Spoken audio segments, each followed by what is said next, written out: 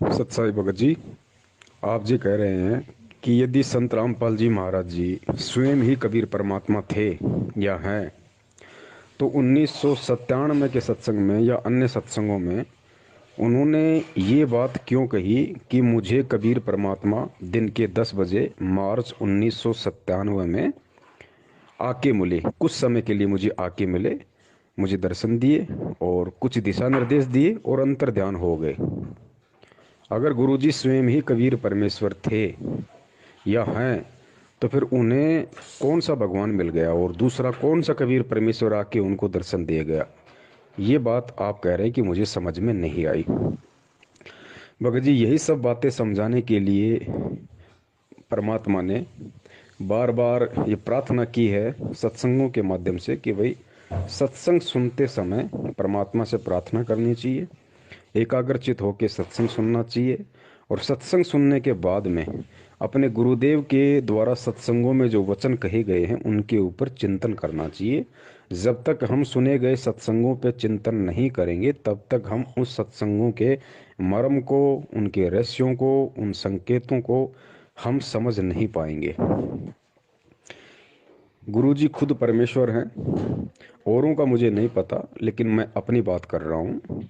गुरुजी स्वयं ही कबीर परमेश्वर हैं, लेकिन वर्तमान में वो कबीर परमेश्वर एक भगत की भूमिका में भी है और भगत की भूमिका यदि परमेश्वर निभाएगा तो 101% पूरी तरह से निभाएगा, उसमें कोई त्रुटि नहीं छोड़ेगा। भगत की भूमिका में वो कभी भी अपने आप को परमेश्वर नहीं कहेंगे। साहिब से सतगुरु भय, सतगुरु से वैसाद, ये तीनों एक हैं, गति कछु अगम अगाध। गरीब साहिब से सतगुरु भय, सतगुरु से वै संत, दर दर वेख विशाल अंग खेल। तो 1997 में गुरुजी के द्वारा अपने आप को ये कहना कि मुझे कबीर परमेश्वर मिले, आप कह रहे हैं इसमें कितनी सच्चाई है? भगत जी, इसमें -0% भी सच्चाई नहीं है और ये बहुत बड़ा सच भी है। दोनों बात कैसे? भगत की भूमिका में तो परमेश्वर ने अपने आप को अलग रखते हुए कह दिया कि 1997 में मुझे कबीर परमात्मा मिले। भगत जी, अगर वो परमात्मा अंतर्यामी मालिक अगर ये बात ना कहे कि 1997 में मुझे कबीर परमात्मा आके मिले, दर्शन दिए, दिशा निर्देश दिए और अंतर ध्यान हो गए, तो आप खुद विचार कीजिए भगत जी। सत्सेवकों को छोड़कर, और सत्सेवकों में भी कुछ ही सत्सेवक हैं जो अपनी अंतरात्मा से, अपने हृदय से गुरु जी को कबीर परमात्मा मानते हैं। बाकी ठीक है, साध संगति शुरू हुई है, धीरे धीरे उसका रंग चढ़ेगा। आज अगर धीरे धीरे मानने लगे हैं तो कल को हृदय से स्वीकार भी करेंगे। अगर गुरुजी ये बात 1997 में अपने आप को छुपाते हुए ना कहते कि मुझे कबीर परमात्मा आके मिले, तो भगत जी विचार करो, मैनेजमेंट के पीछे लगी हुई 70% संगत जो आज भी उनका जन्मदिन मना रही है, आप ये तो मानते हो ना कि 1997 में तो भाई कबीर परमात्मा मिले और 1997 में गुरुजी की आत्मा को सतलोक भेज दिया और संत रामपाल जी के शरीर में या उनके शरीर का उपयोग वो कबीर परमेश्वर स्वयं कर रहा है। यानी कहने का मतलब ये कि 1997 से धरती पे कबीर परमात्मा है संत रामपाल जी के रूप में, और संत रामपाल जी की आत्मा 1997 में सतलोक चली गई। ये बात आपके अच्छे से समझ में आ रही है, लेकिन ये बात भगत जी मैनेजमेंट के समझ में क्यों नहीं आ रही? ये बात मैनेजमेंट के पीछे हुए लोगों के समझ में नहीं आ रही। अगर ये बात भी आज उन लोगों को समझ में आ जाती कि भाई चलो ठीक है, संत रामपाल जी का जन्म हुआ है, वो माँ के पेट से आए हैं मैनेजमेंट के अनुसार, उनके पीछे लगे हुए लोगों के अनुसार, लेकिन वो लोग ये तो मानते हैं ना कि 1997 में उनकी आत्मा को सतलोक भेज दिया। अगर वो ना मानेंगे तो सबसे बड़ा सबूत हमारे पास में है, उनको उसके बाद मानना पड़ेगा। संध्या आरती के सबसे लास्ट में आता है, तेरा रामपाल अज्ञान किया सतलोक का वासी।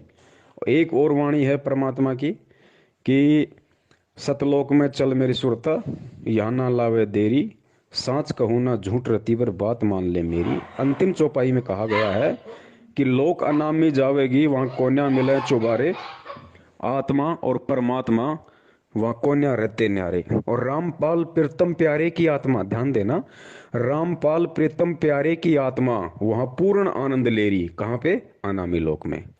लोक अनामी जावेगी वहाँ, कोई ना मिले चौबारे।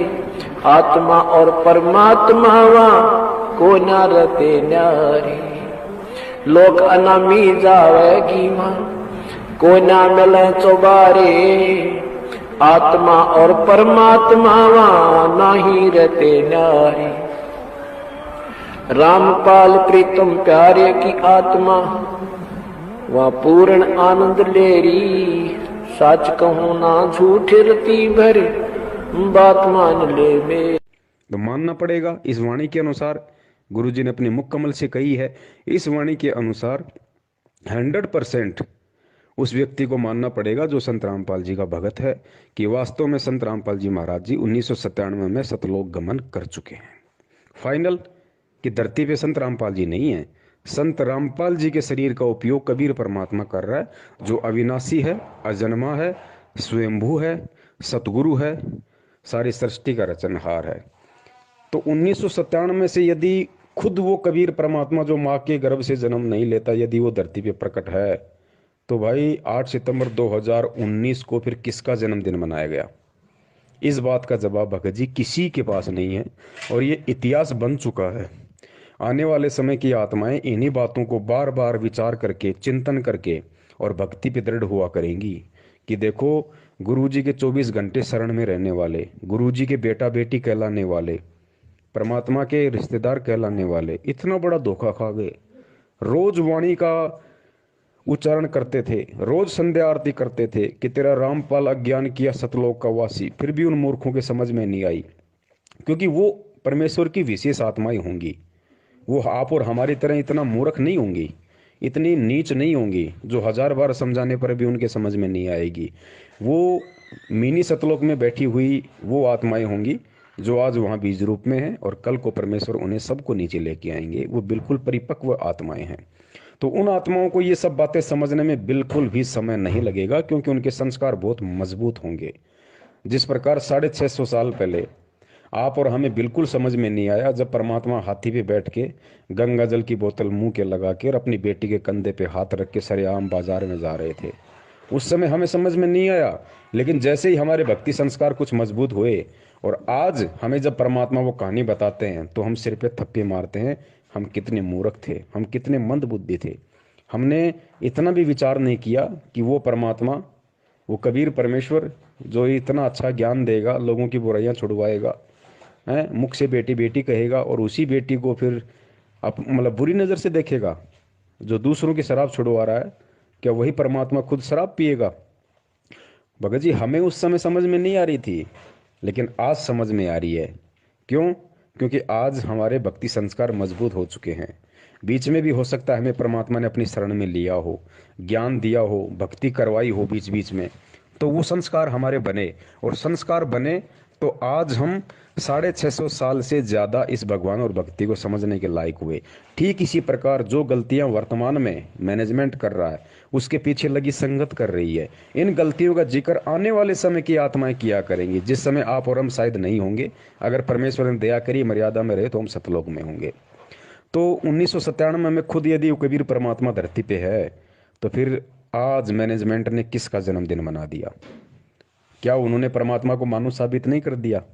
क्या उन्होंने ये साबित नहीं कर दिया कि हमें 2 कौड़ी का भी ज्ञान नहीं हुआ? क्या उन्होंने ये साबित नहीं कर दिया कि परमात्मा के परिवार में जन्म लेने से, या परमात्मा के रिश्तेदार बन जाने से, या 24 घंटे परमात्मा के चरणों में रह के बड़े बड़े सेवादार कहलाने से ये ज्ञान समझ में नहीं आता? ये ज्ञान समझ में आता है अपने मजबूत भक्ति संस्कारों से। और यदि मजबूत भक्ति संस्कार ना हो, और यदि साध संगति सच्ची मिल जाए, साध संगति यदि पक्की मिल जाए, तो ये संस्कार मजबूत हो जाते हैं। तो भगत जी, गुरु जी जो अपने लिए कह रहे हैं कि मुझे 1997 में परमात्मा मिले, तो वो झूठ नहीं बोल रहे भगत जी, लेकिन उस बात में सच्चाई भी नहीं है। क्यों नहीं है? क्योंकि वो सोच छल छिद्र की श्रेणी में आता है। वो सोच छल छिद्र की श्रेणी में आता है, झूठ नहीं है। जिस प्रकार धर्मदास जी को परमात्मा 650 साल पहले बार बार कहा करते थे कि धर्मदास, मैं तो उस परमात्मा का भेजा हुआ संत हूँ भाई, मैं तो उसका संदेश वाहक हूँ। परमात्मा तो सत्य पुरुष है जो सत्यलोक में रहता है। कबीर नाम भी नहीं बताया धर्मदास को कि परमात्मा का नाम कबीर है। परमात्मा तो सत्य पुरुष है जो सत्यलोक में रहता है। अगर ये कह देते कि परमात्मा का नाम तो कबीर है, तो कबीर रूप में तो परमात्मा खुद आए हुए थे कबीर नाम से, तो धर्मदास वैसे स्वीकार नहीं करता कि मुंह पे बोल रहा है, मेरे सामने खड़ा है, मेरे जैसे आडमास का है, और कहता है परमात्मा की देह नहीं होती, वो तेज पुंज का शरीर है, वो विदेह है, और खुद अपना नाम कबीर, और कह रहा है परमात्मा का नाम कबीर। धर्मदास जिंदगी में स्वीकार नहीं करता। विधेय इसलिए कहा इसको कि जैसे परमात्मा का भी शरीर था और धर्मदास का भी शरीर था, लेकिन परमात्मा विधेयी कहा करते, विलक्षण देही थी उनकी, साकार हैं, थे भी हैं भी, उस समय प्रकट थे, अब भी है। और इसी प्रकार इस मंत्र को विधेय मंत्र का, तो उसको समझाने के लिए परमात्मा ने सोच छल छिद्र करना पड़ा कि भाई धर्मदास, मैं तो उसका भेजा हुआ संदेश वाहक हूँ भाई, परमात्मा तो सत्य पुरुष है जो सतलोक में रहता है। तो झूठ थोड़ी बोल रहे थे भगत जी, परमात्मा उस प्यारी आत्मा को समझाने की कोशिश कर रहे थे। एक और उदाहरण आपको देता हूँ ठीक इसी प्रकार। गुरुदेव ने सत्संग में बताया था आदरणीय गरीबदास जी महाराज जी के विषय में, कि जब पंजाब का और राम राय, जिसको झुमकरा भी कहा जाता है, झुमकरा का अंग भी है सतग्रंथ साहिब में, तो पंजाब से चल के और राम राय जी उर्फ झुमकरा गरीबदास जी महाराज जी के दर्शन करने के लिए छुड़ानी आए। वो संत दर्शन को इतने ज़्यादा तड़प रहे थे, घर वालों से आके कहा कि भाई महाराज जी कहाँ हैं, दर्शन करने। घर वालों ने कहा जी कुछ पानी लो, जलपान लो, महाराज अभी आ जाते हैं। बोला नहीं जी, उनके दर्शन किए बिना मैं जलपान नहीं करूँगा। तो घर वालों ने कहा कि भाई महाराज जी खेतों की तरफ गए हुए हैं। बता दिया कि भाई इस तरफ खेत हैं, ऐसे ऐसे हैं, वहाँ महाराज जी मिलेंगे। तो उनको इतनी तड़प थी उनसे मिलने की, वो जो राम राय था वो सीधा खेतों की तरफ अकेला ही चल दिया। परमात्मा जानी जान थे, अंतर्यामी थे। अब उधर से आदरणीय गरीबदास जी महाराज जी चलते हुए आ रहे थे। अब झुमकरान ने तो साधु की जो पहचान थी अपने मन में, वो उस तरह की बैठा रखी थी कि भाई या तो बहुत बड़ी दाढ़ी वाला होगा, या बहुत बड़ी जटा होगी, भगवा वस्त्र होगा, या गले में 15-20 रुद्राक्ष की माला होंगी। उस हिसाब से वो परमात्मा का जो रूप था अपने मन में बसाए हुए था।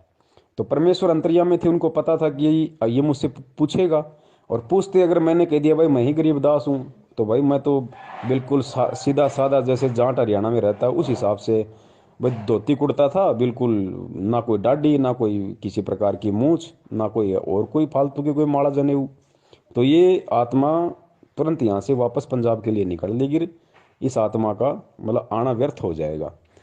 तो राम राय चले जा रहे थे, सामने से गरीबदास जी महाराज जी आ रहे थे। तो राम राय ने पूछा भाई इधर गरीबदास जी महाराज जी का खेत कौन सा है, मुझे उनसे मिलना है, और मैंने सुना था कि वो खेतों में है। तो गरीबदास जी महाराज जी ने क्या कहा भगत जी, परमेश्वर ने क्या जवाब दिया, सुनना इस बात को। गरीबदास जी महाराज जी ने कहा कि भाई अब वो घर की तरफ जा रहे हैं। राम राय ने कहा नहीं जी, मैंने सुना है वो खेतों की तरफ हैं, अपने खेत में हैं। तो गरीबदास जी ने कहा कि नहीं भाई, अब वो घर की तरफ जा रहे हैं, आओ मैं तुम्हें मिलाता हूँ, घर की तरफ जा रहे हैं।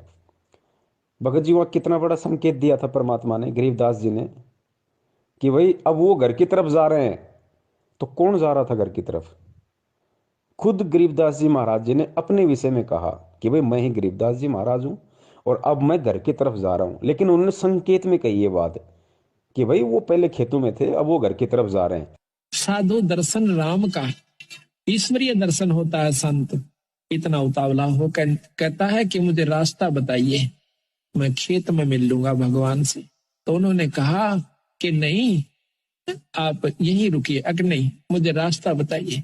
तो उन्होंने रास्ता बता दिया कि इस प्रकार पश्चिम में, ये दक्षिण की तरफ आप जाइए, रास्ता खेतों में जाने का, और वहां से आप रास्ते में एक रहट मिलेगा, रहट के पास एक झोपड़ी है, उसमें महाराज मिलेंगे। वो चल पड़ा। तो बंदी छोड़ रास्ते में आ रहे थे। गरीबदास महाराज की वेशभूषा के थी कि धोती और कुर्ता, जैसा आम हरियाणे की वेशभूषा है व्यक्ति पहनते हैं, उस भाव में था, आ रहे थे। तो उसने, राम राय ने बंदी छोड़ से पूछा कि भाई मैंने महाराज गरीबदास का स्थान बताइए। बताते ही इधर खेतों में रहते आए हुए। अब सतगुरु महाराज ने सोचा कि जय मैं इसको अभी बता देता हूं कि मैं गरीबदास हूं, तो ये मेरी बात एक नहीं सुनेगा, क्योंकि इसके मन में जो संत वेशभूषा है वो कुछ और है। वो क्या सोच का आया था कि बहुत बड़े संत होंगे, सिर पर दाढ़ी बड़ी हुई होगी, लंबी जटा होगी, हाथ में कोई त्रिशूल होगा, कोई कपड़े होंगे तो गेरुआ होंगे, और नहीं होंगे तो तन पे एक लंगोटी होगी, एक कपड़ा छोटा सा होगा, और शरीर पर राख मसड़ रखी होगी। तो सतगुरु ने सोचा कि कहीं इस बेचारे का आना असफल ना हो जाए। बंदी छोड़ कहने लगे कि महाराज तो भाई आ जाओ, मैं मिलाऊंगा आपको। वो कहता मैंने सुना है खेतों में गए, कोई नहीं अब घर को जा रही है। अब वो वापिस आ जाता है। आ जाओ मैं मिलाता हूँ, आ जाओ। तो राम राय जी उनके साथ साथ हो लिए। राम राय जी समझ नहीं पाए कि ये कहना क्या चाह रहे हैं, कि अब घर की तरफ जा रहे हैं तो कहाँ जा रहे हैं, कौन जा रहा है, कहाँ जा रहा है, कुछ भी उनकी बुद्धि में नहीं आया। और वो उनके पीछे पीछे हो लिए कि चलो भाई ये कह रहे हैं, ये जानते होंगे, वो चले गए होंगे मेरे से पहले, या कहीं और से साइड वाइड से कहीं चले गए होंगे। तो भगत जी ये संकेत हमने समझना है। तो क्या गरीबदास जी महाराज जी वहां पे झूठ बोल रहे थे? उन्होंने झूठ नहीं बोला भगत जी, क्योंकि वो स्वयं परमात्मा थे। और स्वयं उन्होंने कहा कि अब वो घर की तरफ जा रहे हैं, पहले खेतों में थे अब घर की तरफ जा रहे हैं। अब राम राय नहीं समझ पाया इस बात को, तो भगत जी उसमें परमात्मा का क्या दोष? और परमात्मा ने झूठ भी नहीं कहा। तो भगत जी इसी प्रकार सन 1997 में परमात्मा ने उन आत्माओं के अंदर भक्ति की एक अलग जगाने के लिए, भगवान पे विश्वास बनाए रखने के लिए, कि मालिक को पता था कि सत्सेवकों को छोड़ के, जो मेरे ज्ञान आधारी बच्चे हैं उनको छोड़ के बाकी जो संगत है वो काल प्रेरित होगी और मैनेजमेंट खुद उनका संचालन करेगा। अगर ये 1997 वाली बात यदि आज मैंने सन 2005 में गहरी नज़र गीता में पेज नंबर 538 पे शायद अगर मैंने नहीं लिखी, तो जो मैनेजमेंट के पीछे लोग लगे होंगे उस समय, वो भी मुझे बिल्कुल परमात्मा नहीं मानेंगे, वो कभी मुझे परमात्मा के रूप में स्वीकार नहीं करेंगे। कम से कम वो 1997 वाली उस घटना को पढ़ के थोड़ा बहुत तो यकीन कर लेंगे कि भाई हाँ, संत रामपाल जी तो भगवान नहीं थे, वो तो 1997 में सतलोक चले गए, 1997 के बाद उनके रूप में कबीर परमात्मा है। तो गुरुजी ने सोचा चलो किसी ने किसी बात को आधार बना के तो ये कम से कम मुझे परमात्मा माने, मुझे परमात्मा के रूप में स्वीकार करें, ताकि मैं इन पे दया दृष्टि रखूं, ये भक्ति से जुड़े रहें और जुड़े रहेंगे। इतना मान के भी कि 1997 में संत रामपाल जी चले गए और आज उनके रूप में कबीर भगवान धरती पे है, अगर इतना भी मान लेंगे ये, तो फिर भी और मेरे पीछे लगे रहेंगे, तो धीरे धीरे धीरे धीरे इनके संस्कारों को मजबूत करूंगा। तरीका कोई भी अपनाऊंगा, स्वयं प्रेरणा करूंगा या सत्सेवकों के माध्यम से, साध संगति के माध्यम से संदेशा पहुंचाऊंगा, कुछ भी करूंगा। ये परमेश्वर की भगत जी सोच छल छिद्र होते हैं। और दास ने पहले ही बताया था, अगर 1951 में यदि संत रामपाल जी महाराज जी परमात्मा नहीं होते, पहली बात तो ये कि परमात्मा कोई आगे जाके परमात्मा नहीं बनता भगत जी। परमात्मा अजन्मा होता है, परमात्मा आदि अंत एक समान होता है। अगर किसी को लगता है कि 1997 में ही संत रामपाल जी के रूप में धरती पे कबीर परमात्मा प्रकट है, तो ये उनकी बहुत बड़ी गलतफहमी है, क्योंकि परमात्मा परमात्मा होता है और वो परमेश्वर 8 सितंबर 1951 से ही कबीर परमात्मा है। अगर वो 8 सितंबर 1951 से ही कबीर परमात्मा नहीं होते, तो भैया 8 सितंबर 1971 को जय गुरुदेव के पंथ संचालक श्री तुलसीदास जी ने जो भविष्यवाणी की थी, कब की थी? 1971 में, कि आज वो महापुरुष जो विश्व पटल पे भारत के मानचित्र को बदल के रख देगा, जिसका एक झंडा होगी, जिसकी एक भाषा होगी, आज वो महापुरुष पूरे 20 वर्ष का हो चुका है। तो भाई यदि संत रामपाल जी महाराज जी का 1951 में जन्म हुआ था, माँ के पेट से आए थे, आप और हमारे जैसे सामान्य व्यक्ति थे, भगत थे, तो जय गुरुदेव ने किसको महापुरुष कहा? 1971 में ही जय गुरुदेव ने किसको महापुरुष कह दिया कि वो महापुरुष आज पूरे 20 वर्ष का हो चुका है? भगत जी इस बात पे विचार करो। और अगर गुरुजी वो महापुरुष ना होते, तो जय गुरुदेव की भविष्यवाणी का गुरुजी कभी भी समर्थन नहीं करते। गुरुजी केवल सत्य का समर्थन करते हैं, चाहे किसी की भविष्यवाणी क्यों ना हो। दूसरा पॉइंट, गुरुदेव ने कहा कि एक समय में पृथ्वी पे केवल एक ही संत होता है। इसलिए हमने उन नकली सतगुरुओं से बात नहीं बनेगी, एक समय में एक ही सतगुरु होता है। जैसे परमात्मा जब आए थे उन्होंने किसी को भी नाम देने का आदेश नहीं दिया था और स्वयं ही उपदेश दिया करते थे। 64 लाख शिष्य उनके हो गए थे, उन सब के स्वयं ही गुरु थे, स्वयं ही सतगुरु थे। और एक समय में एक ही संत होता पूरी पृथ्वी पे उस परमेश्वर का। वैसे तो ये अन्य उपासना बताने वालों की तो गिनती ही नहीं है। एक समय में पृथ्वी पे केवल एक ही संत होता है, दूसरा संत नहीं होता। तो बता दीजिए, आज संत रामपाल जी महाराज जी एक भगत की भूमिका में अपने दादा गुरुदेव जी के लिए क्या शब्द यूज करते हैं? मेरे पूज्य गुरुदेव। और भक्ति मार्ग में गुरुजी ने बताया कि पूज्य शब्द केवल उसी के लगता है जो परमात्मा होता है, जो स्वयं परमात्मा होता है।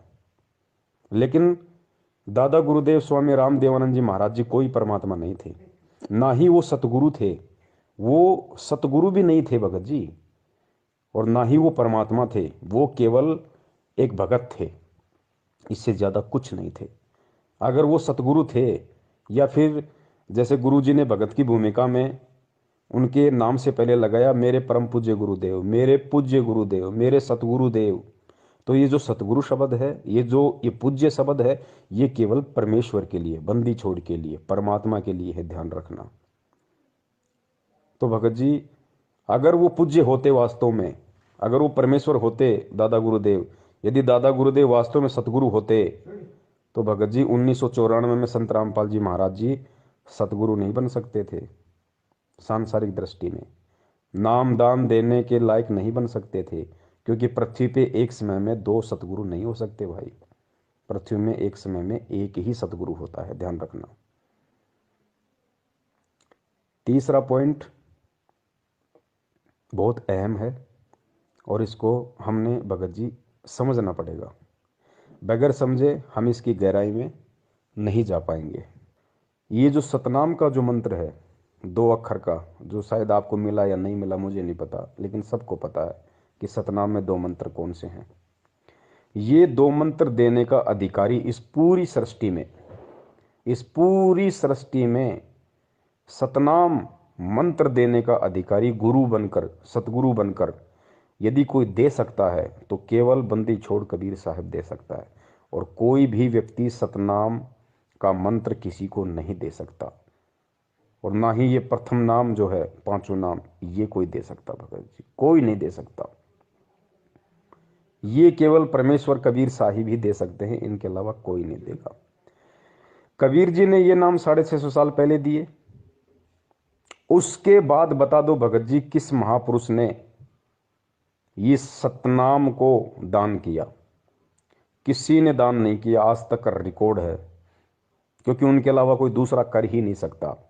650 साल पहले वो स्वयं आए थे, तो उन्होंने लोगों को सतनाम दिया, कुछ विशेष आत्माओं को सतनाम दिया और रिकॉर्ड करवा दिया धर्मदास जी के माध्यम से, क्योंकि धर्मदास जी को परमेश्वर ने सतनाम दिया था। तो धर्मदास जी के माध्यम से परमात्मा ने कबीर सागर में भी रिकॉर्ड करवा दिया पूरा, वो 2 शब्द भी लिखवा दिए, ताकि कल को झूठे ना हो जाएं कि सतनाम में ये मंत्र नहीं है। तो कबीर परमात्मा ने 650 साल पहले सतनाम दिया। उसके 200-250 साल बाद वही कबीर परमात्मा गरीबदास जी महाराज जी के रूप में आए। लेकिन 250 साल पहले जब गरीबदास जी महाराज जी यहाँ आए, तो उनका मकसद किसी को सतनाम देना नहीं था, उनका मकसद किसी का मोक्ष करना नहीं था, उनका मकसद किसी को प्रथम नाम देने का नहीं था। और उन्होंने ना किसी को सतनाम दिया, ना किसी को प्रथम नाम दिया। ये 7 मंत्र जो आज हमें मिले हुए, किसी को नहीं दिया गरीबदास जी महाराज जी ने।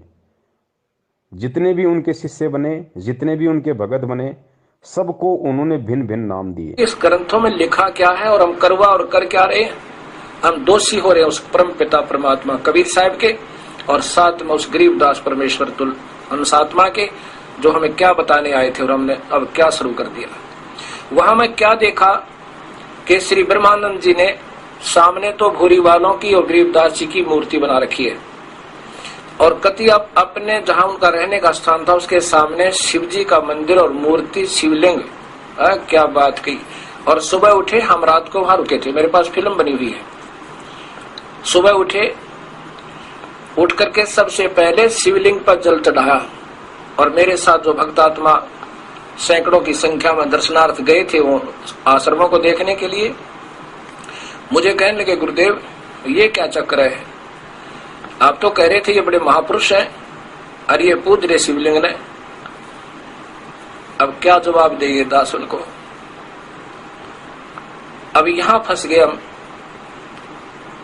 कहा मैं कबीरपंथी, कहलावा गरीबदास पंथी और पूज्य काल को शिवलिंग जो एक बिल्कुल नासवान भगवान और कहा परमेश्वर। फिर क्या बनाते हैं, कहते हैं गरीबदास ने लिखा है, दास गरीब दर शिव का दान, भक्ति मुक्ति जन दी निदान। अब ये मुक्ति शिव जी वाली तो हमने ना जाने कितनी बार प्राप्त कर ली है। भगवान शिव ने पार्वती जी को ये प्रथम नाम दिए थे 5, जो हम आपको 7 देते हैं। और भगवान शिव भी इतना ही अमर है, जैसे पार्वती को अमर कर दिया, जब तक शिव की आयु है तब तक पार्वती रहेगी। ये तो हम असंख्यों बार हो चुके इतने अमर। तो गरीबदास जी कहते हैं और डले ढूंढता है और पूजाएं जो तुम इधर उधर फिरते हो, किसी तीर्थ पे, कोई पितर का, कोई भूतों पे, इससे अच्छा तो शिव जी ने पूज लो। इससे भी थोड़ी बहुत यहाँ की सुविधा, थोड़ी बहुत आयु तुम्हारे को, यानी आयु तो नहीं बढ़ सकती, जब तक श्वास है तब तक आप रहोगे। और छोटी मोटी राहत इन अन्य पूजाओं से ठीक है, लेकिन मुक्त नहीं हो सकते, जन्म मरण नहीं मिटेगा। किसी को हरे राम, किसी को ओम नमो भागवते वासुदेवाय, किसी को ओम नमः शिवाय, क्योंकि उनका मकसद उस समय किसी का मोक्ष करना नहीं था। गरीबदास जी महाराज जी के रूप में कबीर परमात्मा जब आए थे, उनका केवल एक टारगेट था, और परमात्मा जिस विशेष काम के लिए आते केवल उसी को पूरा करके जाते हैं। तो 300 साल पहले गरीबदास जी महाराज जी का इस पृथ्वी लोक पे आना और एक लीला करना, उनका जो मकसद था वो ये था कि कबीर सागर में जो त्रुटियां काल प्रेरणा से लोगों ने कर दी थी, जो गड़बड़ कर दी थी, उसको सुधार करना और ग्रंथ साहिब के रूप में एक नया ग्रंथ लिपिबद्ध करना आप और हमारे लिए, इस समय के लिए। तो परमात्मा उस समय केवल उसी काम के लिए आए थे और वो काम उन्होंने पूरा किया और हो गए। लेकिन उन्होंने किसी को सतनाम नहीं दिया, वो 2 मंत्र किसी को दान नहीं दिए उन्होंने, ना अपने बच्चों को दिए ना किसी और को दिए, केवल अपने ग्रंथ साहिब में उन मंत्रों को लिख के चले गए, ताकि आज हमारे को विश्वास हो कि वास्तव में यही सतनाम है जो आज हमें संत रामपाल जी महाराज जी दे रहे हैं। वरना हम यकीन ही नहीं कर पाते कि यही सतनाम होगा, हम 650 साल पहले की तरह भ्रमित हो जाते। कलयुग की बिचली पीढ़ी में 12वां पंथ, ये काल के जो कबीर पंथ में होंगे ना, गरीबदास का होगा। और तब तक मैं जो अब ये वाणी लिखवा रहा हूं ज्ञान, इसमें भी ये अपनी सोच अनुसार परिवर्तन करेंगे, कुछ इसका प्रारूप बिगाड़ेंगे। काल बिगड़ुआ होगा क्योंकि इसने सुख संवेद का नाश कर दिया था। और फिर गरीबदास नाम से 12वां पंथा होगा, ये मेरे नाम से। उसमें मेरी महिमा की वाणी को मैं पुनर् यथार्थ रूप में प्रकट करवाऊंगा, और वो वाणी इतनी प्रसिद्ध नहीं होएगी, लोग उसको छेड़छाड़ नहीं करेंगे। और गरीबदास ने आदेश दे दिया था उस लिखने वाले को कि जो मैं बोलूं उतना ही लिखेगा, और इसमें कोई छेड़छाड़ करेगा उसकी दुर्गति हो जाएगी। तो भगत जी गरीबदास जी महाराज जी ने भी किसी को सतनाम नहीं दिया, वो 2 मंत्र नहीं दिए। और आज वर्तमान में संत रामपाल जी महाराज जी और कबीर साहिब जी के बीच में जितने भी महापुरुष हुए हैं जिनका जिक्र गुरु जी करते हैं, चाहे धर्मदास जी हो, चाहे गरीबदास जी हो, चाहे नानक जी हो, मलुकदास जी हो, घीसा दास जी हो, कितने भी महापुरुष हुए हैं भगत जी, उन सबको परमात्मा ने ये सतनाम दिया। लेकिन उनमें से किसी को भी आगे सतनाम को दान करने का आदेश नहीं दिया। आदरणीय नानक जी भी, क्योंकि नानक जी तो नाम दे ही नहीं सकते थे, लेकिन जब बेई नदी से परमात्मा उनको सतलोक ले गए तो वही पुनकर्मी आत्मा थी परमात्मा की, मालिक ने उसी समय उनको सतलोक में बैठा दिया था। उसके बाद में जब वापस वो आए तो नानक जी नहीं थे, कालूराम मेहता का बेटा नहीं था भगत जी, स्वयं कबीर परमात्मा नानक जी के रूप में धरती पे मौजूद है। और नानक जी कितने वर्ष तक रहे, उतने वर्ष तक परमात्मा ने नानक जी के रूप में लीला की। नानक जी के वो शरीर, वो चोला धारण किया परमात्मा ने, नानक जी वाला, और पूरे समय उन्होंने लीला की। और नानक जी के रूप में भी वो कबीर परमात्मा वाहे गुरु नाम देता रहा, लेकिन सतनाम किसी को नहीं दिया। लेकिन आज हमें विश्वास हो कि वास्तव में यही सतनाम है, नानक जी के माध्यम, मतलब नानक जी के रूप में उन्होंने गुरु ग्रंथ साहिब में वो मंत्र लिख दिए ताकि हमें आज हमें विश्वास हो। श्री नानक साहब जी को कभी परमात्मा मिले थे, पूर्ण ब्रह्म मिले थे, उनको नाम दिया था, जाप करने का आदेश दिया था कि तुम स्वयं जप करो, लेकिन उनको आगे किसी को देने का अधिकार, ये मंत्र देने का अधिकार नहीं दिया था।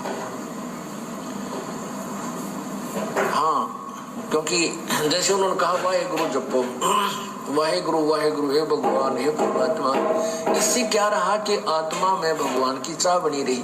अब बहुत सारे भाई कहते हैं भाई ये कैसे हो सकता, नानक जी के रूप में कबीर परमात्मा, ये तो नहीं हो सकता, हमने गुरु जी के मुख से सुना ही नहीं। अरे गुरु जी नहीं बताएंगे भाई, गुरु जी ने जो बताना था वो सब कुछ खोल के बता दिया।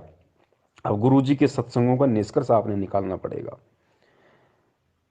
गुरु जी ने कई बार आपने सुना होगा कि नानक जी बाला और मर्दाने को श्रीलंका ले गए घुमाने के लिए अपनी सिद्धि शक्ति से। फिर जैसे सिद्धि शक्ति का जिक्र आया तो गुरु जी ने क्या कहा कि भाई देखो, जो सतलोक में जाता है ना, जिसको परमात्मा सतलोक में लेके जाते हैं जिस आत्मा को, और सतलोक तो सिद्धियों का भंडार है, और जब वो आत्मा यहाँ आती है तो कुछ सिद्धियां ऑटोमेटिक उस आत्मा से चिपक जाती हैं।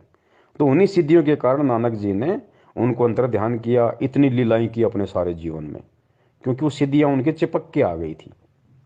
ठीक है, ये हमें गुरुजी बताते हैं, आपको भी अच्छे से पता है। और उन्हीं सिद्धियों के बलबूते पे उन्होंने अपनी सारी लीलाएं की, चमत्कार किए। तो भगत जी यहाँ पे हमने निष्कर्ष निकालना पड़ेगा गुरुजी के सत्संग का, समझना पड़ेगा परमात्मा के उस संकेत को। नानक जी को परमात्मा सशरीर तो लेके नहीं गए थे सतलोक में, लेके तो उनकी आत्मा को गए थे। शरीर तो बेई नदी में ही परमात्मा ने कहीं छुपा रखा था, उधर जंगल वंगल में। नानक जी की आत्मा को परमात्मा सतलोक लेके गए। और फिर क्या, फिर गुरुजी ने कहा कि ये ऑटोमेटिक सिस्टम है, ये जो सतलोक में आत्मा जाएगी ऑटोमेटिक उसके कुछ सिद्धियां चिपक जाती है, वो नीचे आ जाती है। ठीक है जी, अगर हम इस बात को सत्य माने, ये सोशल छिद्र है परमात्मा का, झूठ नहीं कहा परमेश्वर ने, ये सोशल छिद्र है। अगर हम ये मान के चलें कि वास्तव में नानक जी की आत्मा के वहां से सिद्धियां चिपक के आ गई ऑटोमेटिक, और उन सिद्धियों का प्रयोग नानक जी ने किया, तो भाई मुझे एक बात बताइए, आज हजारों भक्तों के ऐसे ऐसे इंटरव्यू है जो ये कहते हैं कि भाई मेरी आत्मा को गुरुजी सतलोक ले गए, मुझे सारे ब्रह्मांड दिखाए। बहुत सारे तो ऐसे कहते हैं मुझे गुरुजी ने सतलोक में आम खिलाया, मुझे केला खिलाया है, मैं ऐसे गया, मैं ऐसे पहाड़ों में घूमा, पहाड़ों के अंदर से गया, मैं सोचा मरूंगा लेकिन मैं तो पहाड़ के अंदर से निकल गया। तो आज गुरुजी, और हाँ, आज हम जिन जिन भक्तों का इंटरव्यू सुनते हैं जो सतलोक के दर्शन करके आए हैं, तो गुरुजी सशरीर तो उनको भी नहीं लेके गए, उस भगत की आत्मा को ही लेके गए ना। सशरीर तो गुरुजी लेके नहीं जाएंगे, नानक जी की भी आत्मा लेके गए। और आज हमारे जो सैकड़ों भगत भाई हैं जो कहते हैं कि मैं सतलोक देख के आ गया, मुझे गुरुजी ले गए, उनकी भी आत्मा को ही लेके गए। तो भाई एक बात बताइए मुझे, आज जो हजारों भगत ये दावा करते हैं कि मुझे गुरुजी सतलोक दिखा के लाए, और यदि वहाँ का ऐसा कोई ऑटोमेटिक सिस्टम है कि आत्मा जब वहाँ जाती है तो उसकी सिद्धियाँ चिपक जाती हैं, तो हमारे वालों के क्यों नहीं चिपकी? ये जो हजारों भगत जो इंटरव्यू देते हैं, इनकी एक भी सिद्धि क्यों नहीं चिपकी? ये अपनी आत्मा के कोई तेल लगा के गए थे क्या जो वहीं पे वो फिसल गई? इनकी क्यों नहीं चिपकी भाई वो सिद्धियाँ? और मान लो अगर भगत की सिद्धियाँ चिपक भी गई तो इस भक्ति का विधान है वो सिद्धियों का यूज नहीं कर सकता। सिद्ध महल में सिद्ध चौबीसा, हंस भी छोड़े विश्व बीसा, ये गुरु जी की वाणी है। बार बार परमात्मा बताते हैं कि इस भक्ति के करने से तुम्हारे अंदर 24 सिद्धि आ जाएंगी, लेकिन भगत ने उसका प्रयोग नहीं करना।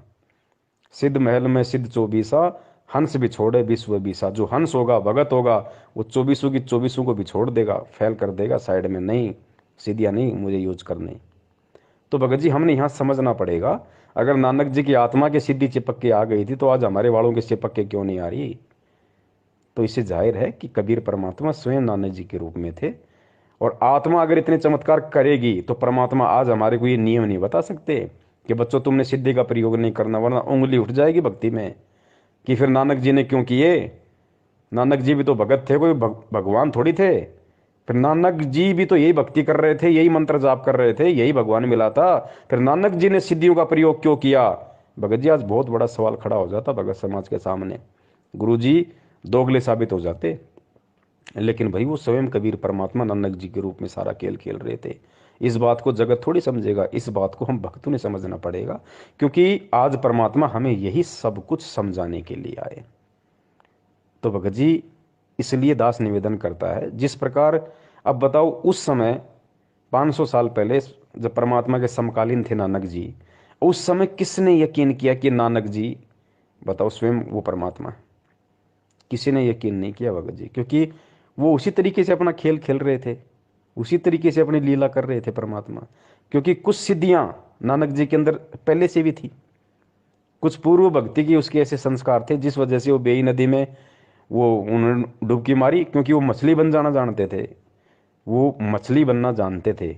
इसलिए उन्होंने कहा था कबीर जी को कि मैं तब विश्वास करूंगा जब मैं डुबकी लगाऊंगा और आप मेरे को पकड़ के दिखा देना।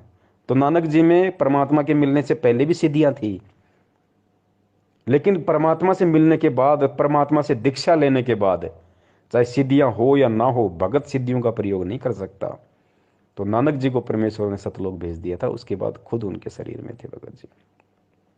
अब ये समय भगत जी, अब आप सोचिए बड़े भाई, जब स्वयं कबीर परमात्मा ने 650 साल पहले मंत्र दिए और आज खुद वो परमात्मा मंत्र दे रहा है सतनाम का, तो भगत जी परमात्मा ने जब आज से पहले, और ये चारों युगों का इतिहास उठा के देख लो भगत जी, परमात्मा ने स्वयं ही, चाहे वो किसी संत के रूप में आए हो या चाहे स्वयं आए हो भगत जी, परमात्मा ने स्वयं ही ये मंत्र लोगों को दान किए हैं। दूसरा कोई मंत्र दान नहीं कर सकता, कोई नहीं कर सकता। जैसे परमात्मा जब आए थे उन्होंने किसी को भी नाम देने का आदेश नहीं दिया था और स्वयं ही उपदेश दिया करते थे। 64 लाख शिष्य उनके हो गए थे, उन सब के स्वयं ही गुरु थे, स्वयं ही सतगुरु थे। और एक समय में एक ही संत होता पूरी पृथ्वी पे उस परमेश्वर का। वैसे तो ये अन्य उपासना बताने वालों की तो गिनती ही नहीं है। अब कोई कहेगा भाई मीराबाई को कैसे रविदास जी से मंत्र दान करवा दिए, तो इस बात को भी हमने गुरु जी के ज्ञान को आधार बना के समझना पड़ेगा। मीराबाई को रविदास जी ने नाम दीक्षा नहीं दी थी। आपने गुरु जी के मुख से भी सुना होगा कि भाई मीराबाई से नाम लिया, कबीर जी ने कहा कि जा भाई रविदास जी से नाम ले ले, तो मीराबाई जाके रविदास जी से नाम ले आई। लेकिन यहाँ गुरु जी जो बात हमें समझाना चाह रहे हैं पुण्यात्माओं, परमात्मा एक सांसारिक दृष्टि से सत्संग करेंगे, वरना दुनिया विरोध खड़ा कर देगी। क्योंकि रविदास जी की हिस्ट्री में लिख दिया गया कि मीरा को नाम रविदास जी ने दिया, और हकीकत भी है, क्योंकि मीरा ने रविदास जी से नाम लिया था। लेकिन जिस समय मीरा ने रविदास से नाम लिया था उस समय रविदास के रूप में कौन बैठा था? वो कबीर परमात्मा बैठा था, क्योंकि मीरा को सतनाम मिला था भाई। मीरा को प्रथम नाम ओरिजिनल मिला था जो आप और हमारे को मिला है। भले ही आगे पीछे के 2 मंत्र ना मिले हों प्रथम नाम के, लेकिन बीच के 5 नाम और सतनाम मीरा को मिले थे। तो ये कौन दे सकता है ये नाम? ये रविदास नहीं दे सकता था, वो भगत था। कबीर परमात्मा ने वो नाम दिए भाई, कबीर परमात्मा ने। रविदास जी को तो मालूम भी नहीं मैंने कब मीरा को नाम दे दिया, कब क्या लीला हो गई। ठीक इसी प्रकार जिस प्रकार पांडवों का यज्ञ सफल करने के लिए परमात्मा ने अपने भगत सुपथ सुदर्शन में प्रेरणा करके और 15 दिन के टूर पे भेज दिया, और स्वयं झोपड़ी में सुपथ सुदर्शन जी का रूप बना के परमात्मा बैठ गया और जाके पांडवों की यज्ञ सफल कर दी। और सुपथ सुदर्शन को आजीवन नहीं पता चला कि मेरे रूप में परमात्मा पांडवों का यज्ञ सफल करके आ गए। अब दुनिया क्या समझ रही है कि सुपथ सुदर्शन ने, उस वाल्मीकि ने, उस भगत ने पांडवों का यज्ञ सफल किया, पांडवों का यज्ञ बजाया। लेकिन सत्संग क्या कह रहे हैं, तत्व ज्ञान क्या कह रहा है, ज्ञान आधार क्या कह रहा है कि सुपथ सुदर्शन नाम के उस भगत ने नहीं, उसके रूप में स्वयं कबीर परमात्मा ने पांडवों का यज्ञ बजाया। तो ठीक इसी प्रकार मीरा को नाम दीक्षा स्वयं कबीर परमात्मा ने रविदास जी का रूप बना के दी थी। वो जो जितनी भी लीलाएं की परमेश्वर ने, घटोती में गंगा भी जो निकली थी कि ये ले जा भाई, ये गंगा माई में डाल देना मेरे नाम का, वो भी उस समय कबीर परमात्मा ही ने ही रविदास जी का रूप बना के उस पंडित को दिया था। वो 700 ब्राह्मणों का जो जनेऊ परमात्मा ने रविदास जी के रूप में तोड़ा, वो रविदास ने नहीं तोड़ा, स्वयं कबीर परमेश्वर ने। उनको तो पता भी नहीं परमात्मा कब क्या खेल खेल रहा है, वो तो अपना नॉर्मल सा जीवन जी रहा था। तो भगत जी हमने इन बातों को समझना पड़ेगा। जब उन रूपों में भी कबीर परमात्मा ने ही नाम दिया, तो भगत जी सन 1994 से ये सतनाम और प्रथम नाम का दान इस धरती पे कौन कर रहा है? 1994 से कौन कर रहा है?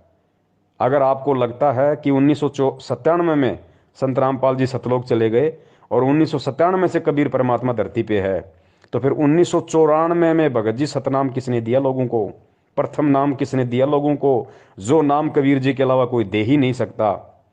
जैसे परमात्मा जब आए थे, उन्होंने किसी को भी नाम देने का आदेश नहीं दिया था और स्वयं ही उपदेश दिया करते थे। 64 लाख शिष्य उनके हो गए थे, उन सब के स्वयं ही गुरु थे, स्वयं ही सतगुरु थे।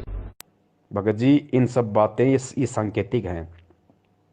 भगत जी अगर सभी व्यक्ति, सभी आत्माएं गुरु से नाम लेके सभी भगत अगर इस गहरे संकेत को यदि समझ जाएं, यही तत्व ज्ञान है। गुरु जी ने क्या बताया बच्चों? तत्व ज्ञान क्या होता है? जिसका कोई निष्कर्ष निकले। जैसे दूध होता है, दूध को लाए, उसको गर्म किया, उसको जिमाया, जामन डाल के उसका दही बना, फिर उसको मथा, फिर उसमें छाछ अलग निकलेगी, फिर उसके अंदर घी निकलेगा, फिर उस घी को गर्म किया जाता है, फिर उसका मैल निकाला जाता है और फिर उस घी को किसी बोतल में बंद किया जाता है और फिर वो रत्न बराबर हो जाता है, वो 50 साल खराब नहीं होता। तो ऐसे भगत जी ये तत्व ज्ञान का निष्कर्ष आज गुरु जी के सत्संगों को आधार बना के, उनके ज्ञान को आधार बना के आज भगत जी हम भक्तों ने स्वयं करना पड़ेगा। आज परमात्मा जबरदस्ती नहीं करेगा भगत जी, परमात्मा जबरदस्ती नहीं समझाएगा। अब ये सार भगत जी हम भक्तों ने निकालना पड़ेगा। यही तत्व ज्ञान है। इसीलिए परमात्मा ने बिजली पीढ़ी का समय चुना और इसीलिए परमात्मा ने आज हमारे को अक्षर ज्ञान करवाया, ये शिक्षा दी, इसीलिए दिए भगत जी। आज भी परमात्मा चोटी पकड़ के खाना नहीं खिलाएगा। मालिक ने खाना सामने रख दिया, खाना हमने पड़ेगा कि क्या हमारे लिए उचित है, क्या हमारे लिए अनुचित है। अपने आत्माओं, दास का उद्देश्य ये केवल राम कथा सुनाना नहीं है, आपको विद्वान बनाना है ताकि आप मार ना खा जाओ, भविष्य में फिर काम ना बिगड़ जाए। और बहुत आसान तरीके से आपको समझाया जा सकता है। 1 बार 2 बार 100 बार बताऊंगा, अपने आप हृदय समा जाएगी आपके। इस झूठ को हमने लाखों बार सुन लिया तो सच्ची होगी, सत्य को भी सैकड़ों बार सुनोगे अपने आप। सत्य तो है ही सत्य, या तो ऐसा जगह बना देगी फिर कोई टस से मस नहीं कर सकता। तो आज हर स्थिति में भगत जी परमेश्वर को दोष नहीं दिया जा सकता। जो लोग कहते हैं ना कि पवन गुरुद्रोही, फलाने गुरुद्रोही, मैनेजमेंट गलत या सत्सेवक सही, ठीक इसी प्रकार ये निर्णय संगत ने स्वयं करना पड़ेगा। इस ज्ञान को आधार बना के गुरु जी के भरोसे बैठोगे, मूर्खता में रहोगे। जिस प्रकार परमात्मा ये गहरे गहरे संकेत नहीं बता रहे, ये कह के छोड़ दिया कि 1997 में मेरे को कबीर परमात्मा मिले, लेकिन निष्कर्ष निकालने वालों ने, गोताखोरों ने गोता मार के वो हीरे मोती समुद्र के नीचे से उठा के ले आए। उन लोगों ने ज्ञान आधार से और निष्कर्ष निकाल लिया कि 1997 में परमात्मा धरती पे आया या 8 सितंबर 1951 को ही परमात्मा धरती पे आ गया था। और जो भी रामपाल नाम का जो व्यक्ति था, उसको उसी क्षण उस आत्मा को परमात्मा ने सतलोक भेज दिया था। अगर वो आत्मा ना होती, अगर वो माँ के गर्भ से जन्म लेके ना आती, तो आज ये शब्द भी नहीं बोलते गुरुदेव कि तेरा रामपाल अज्ञान किया सतलोक का वासी। वो विशेष आत्मा जो भी थी परमात्मा की, उसी क्षण इंद्रो माई के गर्भ से जन्म लेते ही परमेश्वर ने उसको सतलोक भेज दिया। मालिक ने, मालिक का तो सेकंडों का काम है, चुटकियों का काम है परमेश्वर का। तो अब बहुत सारे लोग कहेंगे भैया अगर वो आत्मा उसी समय सतलोक चली गई थी तो फिर इंद्रो माई ने फिर संत रामपाल जी का विवाह किया अनारो माई के साथ, और आत्मा तो उसी समय सतलोक चली गई। उसके बाद से उस शरीर में स्वयं कबीर परमात्मा, तो फिर अनारो माई को बच्चे पैदा किसने किए? अनारो माई को बच्चे कैसे हुए? कबीर परमात्मा तो संभोग करते ही नहीं। भगत जी यही भी हमने तत्व ज्ञान से ही हमने इसका निष्कर्ष निकालना पड़ेगा। भगत जी परमात्मा को हमने पहचानना पड़ेगा, परमात्मा की लीलाओं से आज हमने परिचित होना पड़ेगा। परमात्मा क्या नहीं कर सकता। परमात्मा भगत जी बिना आत्मा के शरीर को ऐसे चला दे जैसे आप और हम चल रहे हैं, बिना आत्मा के शरीर को। अरे जब सिद्धि शक्ति से बिना इंजन के लोगों ने पुष्पक विमान बना लिए थे, जिसमें ना डीजल डलता था, ना जिसमें ईंधन प्रयोग होता था, ना जिसके अंदर कोई पेट्रोल डलता था, वो पुष्पक विमान सिद्धि शक्ति से क्या नहीं हो सकते थे? बिना माता पिता के सहयोग से जब सीता के लिए वाल्मीकि जी ने और एक घास के तिनके से कुश बना दिया, जो रामचंद्र जी का दूसरा बेटा कहलाया था कुश, बताओ उसको वहाँ पे कौन सा संभोग क्रिया की गई थी? सीता जी के साथ में किसने संभोग क्रिया की थी भैया? किसने शारीरिक संबंध बनाए थे? कौन से माता पिता के रज और बीरज से वहाँ पे वाल्मीकि जी ने उसको बनाया था? अरे गोरखनाथ जी का जन्म गोबर में हुआ, कौन से माता पिता के सहयोग से हुआ भैया? भगत जी, परमात्मा कुछ भी कर सकता है, लोगों को कुछ नहीं लगेगा, दिखाई नहीं देगा क्या हो गया क्या नहीं हो गया। उनको तो ऐसा लगेगा जैसे बस आपस में सब कुछ चल रहा है नॉर्मली। परमात्मा क्या नहीं कर सकता? अरे आटा पीसने की चक्की है, सबको पता है, या तो हाथ से चलाओगे तब चलेगी, या जैसे वो पवन चक्की आती है भाई, वो बड़े बड़े पंख होते हैं, फिर हवा का वेग होता है, वो घूमता है, फिर नीचे उसके कोई सिस्टम लगता है, तब वो चक्की पीसेगी। तब या तो उससे लाइट बनेगी या उससे आटा पीसेगा। या आजकल जैसे मोटर आ गई, आप जब तक मोटर नहीं लगाओगे, लाइट नहीं लगाओगे, तब तक वो चक्की नहीं चलेगी, आटा नहीं पीसेगा। ये बिल्कुल सर्वदा सत्य है। लेकिन अब्राहिम सुल्तान ने जब 300 साधुओं को जेल में डाल दिया, और उस समय परमात्मा भी जेल में चले गए, और परमात्मा ने अपनी शक्ति से बस छड़ी को यूं घुमाया था, बस दूर खड़ा होके 300 चक्कियां अपने आप चलने लग गई। और वो सैनिक उसके अंदर गेहूं डाल रहे हैं, कणक डाल रहे हैं, आटा पिस रहा है। बताइए भाई साहब, कौन सी मोटर लग गई थी? कौन अपने हाथ से चक्की घुमा रहा था? कौन सा वहां पे टरबाइन लगा हुआ था जो पवन चक्कियां चल रही थी? उधर से परमात्मा वहां पहुंच गए जेल में, जहां उसके बच्चे 360 चक्की पीस रहे थे। अब वहां जाकर के उन पहरेदारों से कहा, पुलिस वालों से, कि भाई मेरी भी सजा कर दी तुम्हारे राजा ने। वो बोले तो अच्छा भला आदमी आप पे आ गया, कहाँ पे आ गया? मैं तो भाई राजा तो डर लग गया। बोला ठीक है बैठ अंदर। वो बैठा दिया और कहा ये चक्की पकड़।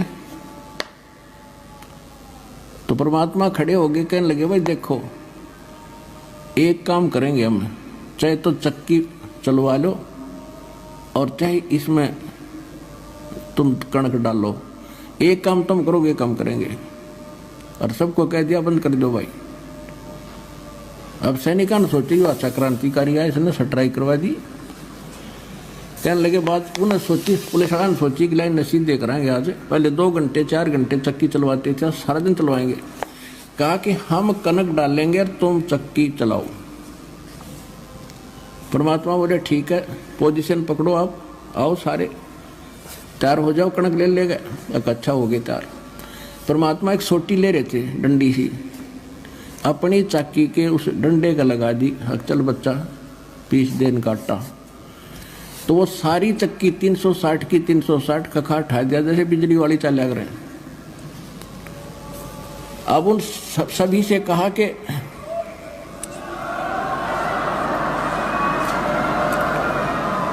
भगत जी, ये परमेश्वर है, ये कुछ भी कर सकता है।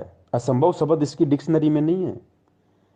लोगों को तो ये लगा कि भाई रामपाल जी हैं ये, और अनारो माई के साथ इनके संपर्क, और माई भी बिल्कुल, माई को महसूस ही नहीं, माई सोच ही नहीं सकती, आज भी नहीं सोच सकती माई। और बिल्कुल माई ने जो महसूस किया होगा कि हाँ मेरे पति ने मेरे साथ ऐसे ऐसे शारीरिक संबंध बनाए, बिल्कुल जैसे आप और हम बनाते आए, ऐसा ही हुआ माई के साथ। लेकिन वो कबीर परमात्मा थोड़ी थे भाई। कबीर परमात्मा तो ऐसे ऐसे 1000 रामपाल रूप बना दे, लाखों रामपाल जी के रूप बना दे, ऐसे ऐसे माई को पता नहीं चले।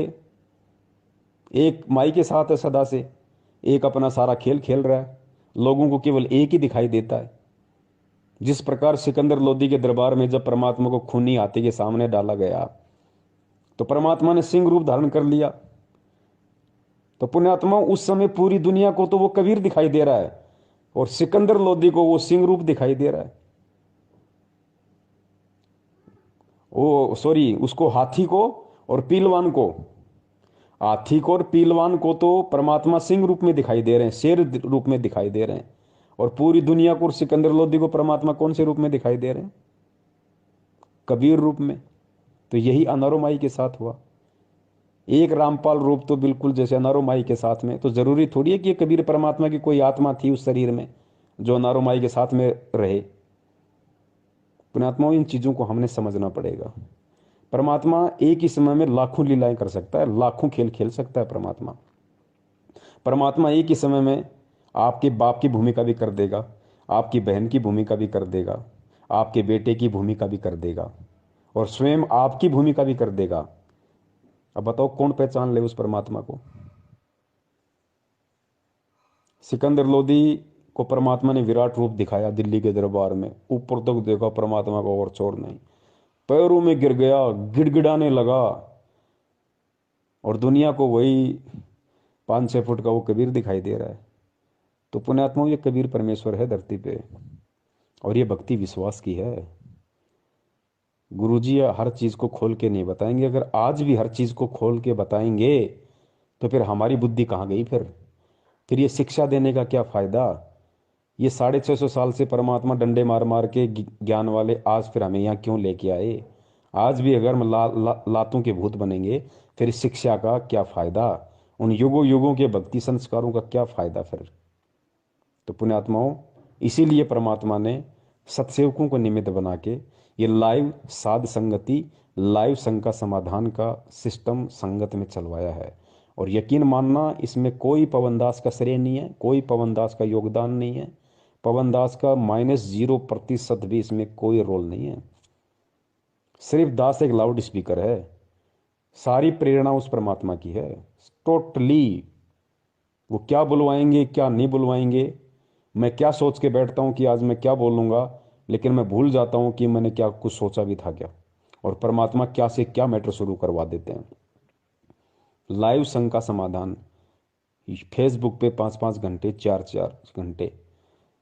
और पुण्यात्माओं, ये सतगुरु की शब्द शक्ति है। जो 4 घंटे आप लोग लगातार देख रहे हो और आपको लगता है कि 4 घंटे हो गए, हमें तो मालूम ही नहीं पड़ा, दास को भी नहीं लगता भाई 4 घंटे कैसे निकल गए।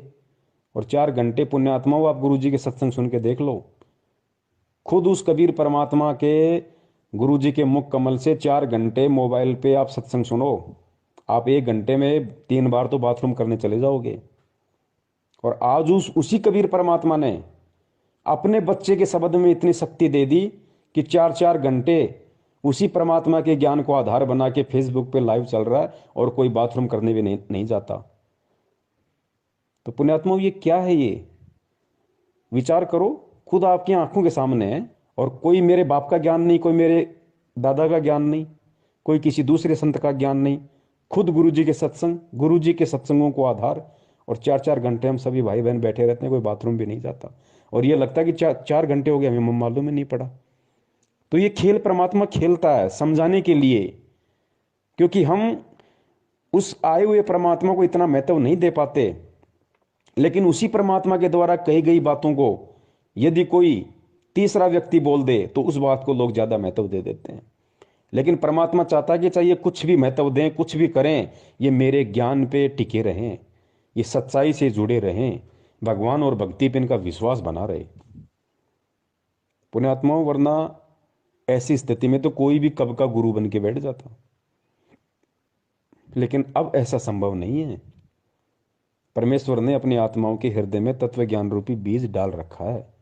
अगर मेरे जैसा कोई दुष्ट, कोई नालायक यदि ऐसी गंदी सोच भी सोच लेगा, उसी क्षण परमात्मा उठा के दूर कर देंगे। और सामने वाले जो बच्चे हैं परमात्मा के, जो संगत है, वो कदापि स्वीकार नहीं करेगी, बिल्कुल कदापि स्वीकार नहीं करेगी। कुछ मूर्ख होते हैं, उनकी कह नहीं सकते, जैसे कोई संजय के पीछे लग गया, कोई अपना और कहीं सेट हो गया। बाकी अब परमात्मा नकली संतों के, पंथों के चिमटे उखड़वाने आए हैं, नया चिमटा नहीं गड़ेगा किसी का, चाहे कोई कितना खुश हो ले अपना चिमटा गाड़ के, संजय जैसा या मैनेजमेंट जैसा, चिमटे इनके उखड़ेंगे अब। तो भाई परमेश्वर दया करें, धरती पे मालिक है, 8 सितंबर 1951 से धरती पे प्रकट है, विद्यमान है। खेल परमात्मा कोई भी खेल सकता है भगत जी, कुछ भी खेल खेल सकता है, समर्थ है। देखो, कई लोग कहते हैं कि भाई गुरुजी माँ के गर्भ से नहीं आ सकते, गुरुजी जन्म नहीं ले सकते। अरे क्यों नहीं ले सकते भाई पुण्यात्मा, ये भी हमने समझना पड़ेगा। हालांकि आज परमात्मा माँ के गर्भ से जन्म लेके नहीं आया, लेकिन क्या वो आ नहीं सकता? 100 बार आ सकता है, वो समर्थ है। समर्थ उसी को कहते हैं जो क्या नहीं कर दे। लेकिन वो परमात्मा के जो गुण है, उन गुणों में लिखा हुआ कि परमात्मा कभी माँ के गर्भ से जन्म नहीं लेता, तो वो परमात्मा जन्म लेगा नहीं। बाकी कोई ये कहे कि ले नहीं सकता, वो गलत हो जाएगा। परमात्मा तो कुछ भी कर सकता है, लेकिन वो लेगा नहीं। अब आज हमें यकीन क्यों नहीं हो रहा क्योंकि हमने हर बार यही सुना है कि परमात्मा तो सशरीर आते हैं, परमात्मा तो सशरीर जाते हैं।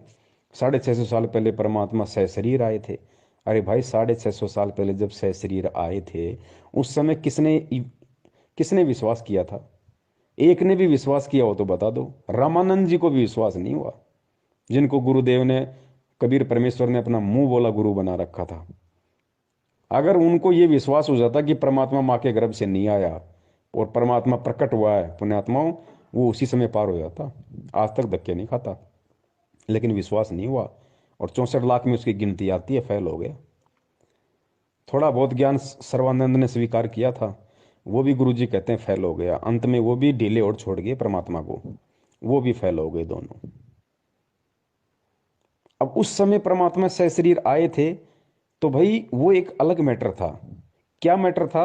परमात्मा हर बार सशरीर नहीं आते। सशरीर कौन सा? जिस प्रकार काशी में आए थे एक शिशु रूप बना के। हर बार परमात्मा वो लीला नहीं करते। वो लीला केवल परमात्मा ने हर युग में एक बार करनी पड़ती है, केवल एक बार। उसके बाद परमात्मा सशरीर प्रकट होते हैं, लेकिन शिशु रूप में प्रकट नहीं होते, फिर वो संत रूप में प्रकट होते हैं फिर। और वो लीला परमात्मा ने चारों युगों में सशरीर कमल के फूल पे बच्चे के रूप में प्रकट होना पड़ता है, केवल एक मकसद से, और कोई मकसद नहीं है। नहीं तो परमात्मा को कोई जरूरत नहीं है शिशु रूप धारण करके प्रकट होने की, कोई जरूरत नहीं है। सीधा परमात्मा संत रूप में कहीं भी प्रकट हो जाएगा, अपना ज्ञान देगा। लेकिन वो क्यों प्रकट होते हैं शिशु रूप में, और क्यों फिर हम मंद बुद्धि यही मान लेते हैं कि परमात्मा तो वही है जो शिशु रूप में प्रकट हो? ये भ्रम निवारण करने के लिए मालिक ने अपने सत्संगों में बताया। क्या बताया गुरुदेव ने? कि चारों युगों में केवल एक एक बार परमात्मा को शिशु रूप में किसी भी तालाब में विकसित कमल के फूल पे प्रकट होने की लीला इसलिए करनी पड़ती है क्योंकि परमात्मा के इस प्रकार से प्रकट होने की रचना वेदों में लिखी हुई है कि परमात्मा कमल के फूल पे शिशु रूप में प्रकट होता है।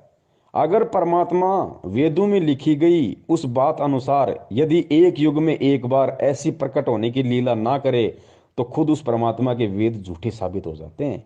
इसलिए अपने द्वारा वेदों में लिखी गई उन बातों को सत्य साबित करने के लिए परमात्मा ने शिशु रूप में प्रकट होना होता है। अन्यथा परमात्मा को कोई आवश्यकता नहीं बच्चे के रूप में कमल के फूल पे प्रकट होने की, कोई जरूरत नहीं उस परमात्मा को।